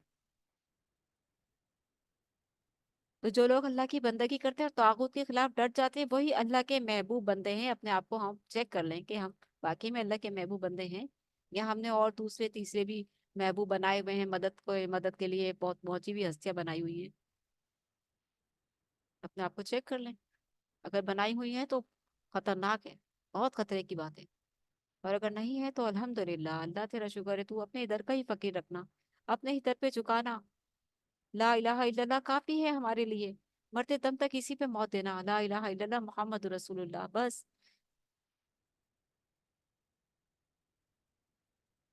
جو لوگ اللہ کی بندگی کرتے ہیں اور طاغوت کے خلاف ڈٹ جاتے ہیں، وہی اللہ کے محبوب بندے ہیں۔ اللہ تعالی ہم سب کو اپنے محبوب بندوں میں شامل فرما لیجیے، آمین۔ اللہ کی نافرمانی کا راستہ نہ صرف تمہیں بلکہ تمہارے گھر والوں کو بھی جہنم میں لے جائے گا۔ سوچو تو صحیح، تمہارے پیچھے تمہاری پوری نسل چل رہی ہے، آپ اچھا کام کرتے ہیں، آپ نماز پڑھتے ہیں، قرآن لے کے بیٹھتے ہیں، آپ کے بچے آپ کے ساتھ نماز بھی پڑھیں گے اور قرآن بھی مانگیں گے کہ ہمیں بھی دو اماں، ہم بھی پڑھیں گے، اور آپ کوئی اس کے اگینسٹ کوئی غلط کام کرتے ہیں تو پھر بچے بھی وہی کریں گے۔ گھر والوں کی دینی تربیت نہ کر کے تم انہیں سب سے بڑے خسارے سے دوچار کر دو گے۔ خود بھی سیدھے ہو جاؤ اور اپنے اولاد گھر والوں کو بھی سیدھا رکھو، یہی کامیابی ہے۔ گھر والوں، اللہ کی نافرمانی کا راستہ نہ صرف تمہیں بلکہ تمہارے گھر والوں کو بھی برباد کر دے گا، جہنم میں لے جائے گا۔ ہوش سے کام لو۔ گھر والوں کی دینی تربیت نہ کر کے تم انہیں سب سے بڑے خسارے سے دوچار کر دو گے۔ دنیاوی تعلیم ہی نہیں ختم ہو رہی نا۔ انجینئر بننا چاہتا ہے میرا بیٹا، ڈاکٹر بننا چاہتی ہے میری بیٹی، بنائے، منع نہیں ہے۔ دنیاوی علم بھی اللہ ہی نے عطا کی ہے، دنیا کی ہر چیز اللہ نے عطا کی ہے، لیکن دین بنیاد تو بنا دیں، اس کی بنیاد اس کی درست رکھے نا، کہ بیٹا آپ اللہ کی مرضی سے آئے ہو، اسی کی مرضی سے زندگی گزرے گی، ہیرا پھیری مت کرنا۔ وہ بڑا دھوکے باز تمہیں بہکانے پھسلانے کے لیے ہر وقت تیار بیٹھا ہے، اس سے بچ کے رہنا۔ گھر والوں کی دینی تربیت نہ کر کے تم انہیں سب سے بڑے خسارے سے دوچار کر دو کہ اللہ تعالیٰ یہاں پر جھنجھوڑ رہے ہیں، ہوش میں آ جاؤ۔ ان بد نصیبوں کو اب اس جہنم میں چلنا ہوگا جہاں ان کے اوپر بھی آگ کے سائے ہوں گے اور نیچے بھی۔ یہ ہولناک جہنم ہے جس سے اللہ بندوں کو ڈرا رہا ہے، جھلکیاں دکھا رہا ہے۔ ہوش میں آ جاؤ، خدا کے لیے ڈرو اور زندگی کے جملہ معاملات میں اللہ کی اطاعت کر کے خود کو ہمیشہ ہمیش کی بربادی سے بچا لو۔ رکو نمبر 3، نور ہدایت۔ کتنے خوبصورت عنوانات ہیں، ایک کے بعد ایک دل میں اترتا چلا جاتا ہے۔ تیسرے رکو میں ارشاد ہوا کہ اللہ جس بندے کے لیے خیر کا فیصلہ فرماتا ہے اس کا سینہ شریعت پر عمل کے لیے کھول دیتا ہے۔ اتنی بڑی نعمت ہے نا کہ اللہ تعالیٰ جس کے لیے فرمایا افمن شرح اللہ صدرہ للاسلام فہو علی نور من ربہ فویل للقاسیۃ قلوبہم من ذکر اللہ اولئک فی ضلال مبین۔ دو لوگوں کا ذکر کیا اس آیت میں، بھلا جس شخص کا سینہ اللہ تعالیٰ نے اسلام کے لیے کھول دیا ہو اور وہ اپنے پروردگار کی طرف سے ایک روشنی پر ہو، اس شخص کی طرح ہو سکتا ہے جو کوئی سبق نہیں لیتا؟ لہٰذا ان لوگوں کے لیے ہلاکت ہے جن کے دل اللہ کے ذکر سے سخت ہو جاتے ہیں، یہی لوگ صحیح گمراہی میں ہیں۔ کچھ لوگ ہیں جو اللہ کا پاک کلام سن کر پسیج جاتے ہیں، روتے ہیں، دل نرم ہو جاتے ہیں، اللہ کے حضور جھک جاتے ہیں، سجدے میں گر جاتے ہیں، اللہ تعالیٰ سے گر گرا کر استغفار کرتے ہیں، اور کچھ لوگوں کے دل سخت ہو جاتے ہیں۔ کتنے بد نصیب ہیں نا، کہ اللہ جس بندے کے لیے خیر کا فیصلہ فرماتا ہے اس کا سینہ شریعت پر عمل کے لیے کھول دیتا ہے۔ خیر، اللہ کی خیر کیسے ملے گی؟ اللہ کی خیر کا فیصلہ کیسے ہوگا ہمارے لیے؟ اللہ کی طرف آئیں گے نا، اللہ سے مانگیں گے نا، تو مل جائے گی، مل جائے گی۔ مانگ کے ملتی ہے ہدایت، بہت قیمتی چیز ہے، ایسے ہی نہیں مل جاتی، قیمتی چیز ہے۔ اللہ کی محبت، اللہ کی ہدایت، سیدھے راستے کی ہدایت، یہ دو قیمتی چیزیں اللہ سے مانگیں۔ ہدایت پر ہیں تب بھی مانگیں، مانگتے رہیں، مرتے دم تک مانگتے رہیں، کیونکہ اللہ فرما رہا ہے نا کہ اللہ جس بندے کے لیے خیر کا فیصلہ فرماتا ہے اس کا سینہ شریعت پر عمل کے لیے کھول دیتا ہے۔ بلا شبہ، کیونکہ شریعت پر عمل کرنا اتنا مشکل نہیں ہے جتنا لگتا ہے، کیونکہ شیطان نے نفسانی خواہشات کی طرف اتنا لگا دیا ہے کہ ایسے لگتا ہے جیسے بہت بڑا پہاڑ ہے، کوئی پہاڑ نہیں ہے۔ بلا شبہ اللہ نے اس میں تو سکون ہے، تسکین ہے، راحت ہے، اللہ کے قرب کا ذریعہ ہو۔ اللہ کے قریب آ کر تو دیکھیں کتنی راحت ہے۔ بلا شبہ اللہ نے قرآن کریم کی صورت میں نہایت حسین کلام نازل فرمایا ہے، نہایت حسین کلام جس کی تاثیر ایسی ہے کہ اس کو سن کر خوف خدا رکھنے والوں پر دقت طاری ہو جاتی ہے۔ اتنا پیارا کلام ہے۔ اللہ نزل احسن الحدیث کتابا متشابہا مثانی تقشعر منه جلود الذین یخشون ربهم ثم تلین جلودهم وقلوبهم الى ذکر اللہ ذالک ھدی اللہ یہدی به من یشاء ذالک ھدی اللہ یہدی به من یشاء ومن یضلل اللہ فما له من ہاد۔ کہ اللہ نے بہترین کلام نازل کیا جو ایسی کتاب ہے جس کے مضامین ملتے جلتے اور بار بار دہرائے جاتے ہیں، بار بار ہماری ہوتی ہے نا बार बार बार बार बताया जा रहा है ना वही बात जो दोहराई हो रही है। अकीदे की दुरुस्ती, तज़किया नफ्स, जिनसे उन लोगों के रोंगटे खड़े हो जाते हैं जो अपने परवरदिगार से डरते हैं, फिर उनकी जिल्दें जो रोंगटे हैं उनके और उनके दिल नरम होकर अल्लाह के जिक्र की तरफ रागिब हो जाते हैं। यही अल्लाह की हिदायत है, और जिसे चाहता है इस कुरान के जरिए राह रास्त पर ले आता है, और जिसे अल्लाह गुमराह करते उसे कोई राह पर लाने वाला नहीं। यह है बड़ी कामयाबी जो जिसे अल्लाह हिदायत देते। बहुत कीमती चीज है हिदायत। ऐसे ही तो नहीं कहा ना कि मांगो मांग के मिलेगी। कुछ चीजें मांग कर मिलती हैं, और जो तलबगार होगा जरूर मिलेगी, अल्लाह ताला का प्यारा बंदा बन जाएगा। मांगे तो सही। अल्लाह ताला हम सबको अपने प्यारे बंदों में, हिदायत याफ्ता लोगों में शामिल फरमा ले, अपने महबूब बंदों में शामिल फरमा लीजिए, आमीन। बिलाशुबा अल्लाह ने कुरान करीम की सूरत में नहायत हसीन कलाम नाजिल फरमाया है, जिसकी तासीर ऐसी है कि उनको उसको सुनकर खौफ खुदा रखने वालों पर दिक्कत तारी हो जाती है। उनके दिल अल्लाह के जिक्र की तरफ और उनके जिस्म अल्लाह की इताअत की तरफ माइल हो जाते हैं।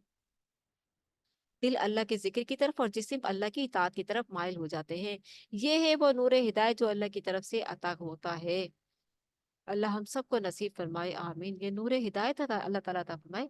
दुआ में इजाफा करने के अल्लाह हमें नूर हिदायत अता फरमा, नूर बसीरत अता फरमा, अपना महबूब बना, आमीन। इसके बरअक्स जिस बदनसीब को अल्लाह के अहकामात एक बोझ महसूस होते हैं, कुरान सुनना बोझ महसूस हो रहा है, कुरान की मजलिस बोझ महसूस हो रही है, उनका दिल अल्लाह के जिक्र से महरूमी की वजह से स्याह और सख्त हो चुका हो, तो ऐसे ही लोग खुली गुमराही में है।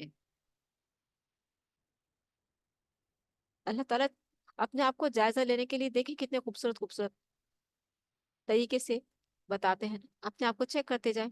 आखिर में अकीदा तौहीद की नेमत को एक मिसाल के जरिए वाज़ेह किया गया है।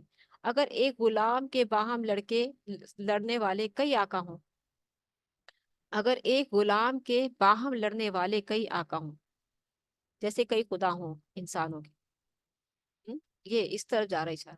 अगर एक गुलाम के बाहम लड़ने वाले कई आका हों, तो उसकी जिंदगी इंतहाई मुश्किल का शिकार होगी। इसके बरअक्स जिस गुलाम का सिर्फ एक ही आका होगा, वो बड़े सुकून में होगा।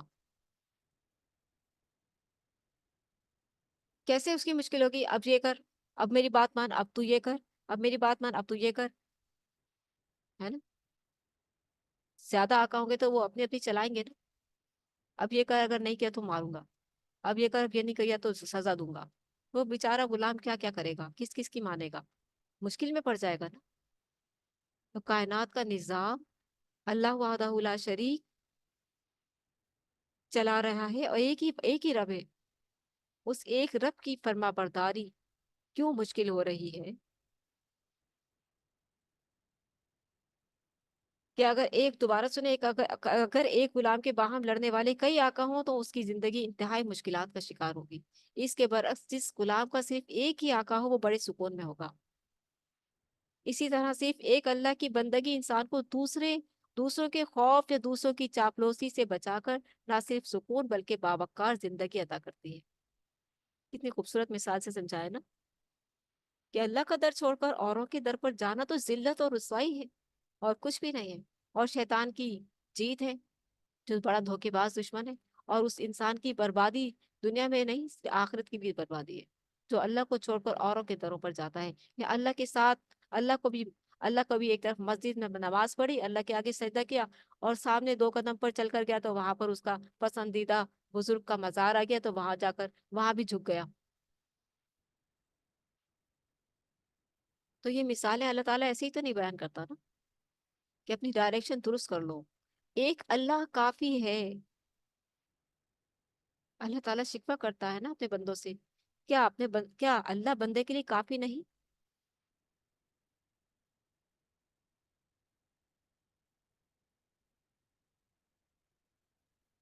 वो एक आयत भी है, वो अभी जुबान पर नहीं आ रही, अलैहिस्सलाहु भी।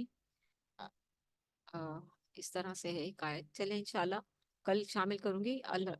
अल्हम्दुलिल्लाह, देखें कि ईमान और फिर तज़किया नफ्स, अल्हम्दुलिल्लाह 23वां पारा हमारा कंप्लीट हुआ। अल्लाह ताला का पाक कलाम हर नुक्स से पाक है, और हर गलती अगर कोई है तो वो हमारी है। अल्लाह ताला हमारी गलतियों से दरगुजर फरमा ले। अगर कोई गलती हमसे हुई तो या अल्लाह हमें माफ़ फरमा दीजिए, और हमें हक को हक बयान करने की तौफीक अता फरमाइए, اور ہمیں سیدھے راستے کی ہدایت عطا فرمائے، ہمیں اپنے پیارے بندوں میں شامل فرما لیجیے، ہماری اس کوشش کو قبول فرما لیجیے یا الہی، ہماری اس کوشش کو قبول فرما لیجیے۔ ربنا تقبل منا انک انت السمیع العلیم وتب علینا انک انت التواب الرحیم۔ یا حی یا قیوم یا حی یا قیوم یا حی یا قیوم برحمتک استغیث۔ اللہ اکبر کبیرا والحمد للہ کثیرا وسبحان اللہ بکرتا واصیلا وصلی اللہ علی سیدنا محمد وعلی آلہ وصحبہ وسلم تسلیما کثیرا۔ اللہم اہدنا فیمن ہدیت وعافنا فیمن عافیت وتولنا فیمن تولیت وبارک لنا فیما اعطیت وقنا شر ما قضيت فإنك تقضي ولا يقضى عليك إنه لا يذل من واليت ولا يعز من عاديت تباركت ربنا وتعاليت آمين۔ اللهم إنا نعوذ بك من الهم والحزن ونعوذ بك من العجز والكسل ونعوذ بك من البخل والجبن ونعوذ بك من غلبة الدين وقهر الرجال اللهم إنا نعوذ بك من علم لا ينفع ومن قلب لا يخشع ومن نفس لا تشبع ومن دعوة لا يستجاب لها۔ رب اجعلني لك شكارا لك ذكارا لك رهابا لك مطواعا إليك مخبتا أواها منيبا۔ ربي تقبل توبتي واغسل حوبتي وأجب دعوتي وثبت حجتي واهدي قلبي وسدد لساني واسلل سقيمة قلبي آمين۔ اللهم صل وسلم على نبينا محمد یا حی یا قیوم یا حی یا قیوم یا حی یا قیوم برحمتک استغیث۔ اللهم صل وسلم علی نبینا سبحانک اللہم و بحمدک نشہد ان لا الہ الا انت نستغفرک و نتوب الیک۔ والسلام علیکم ورحمۃ اللہ وبرکاتہ۔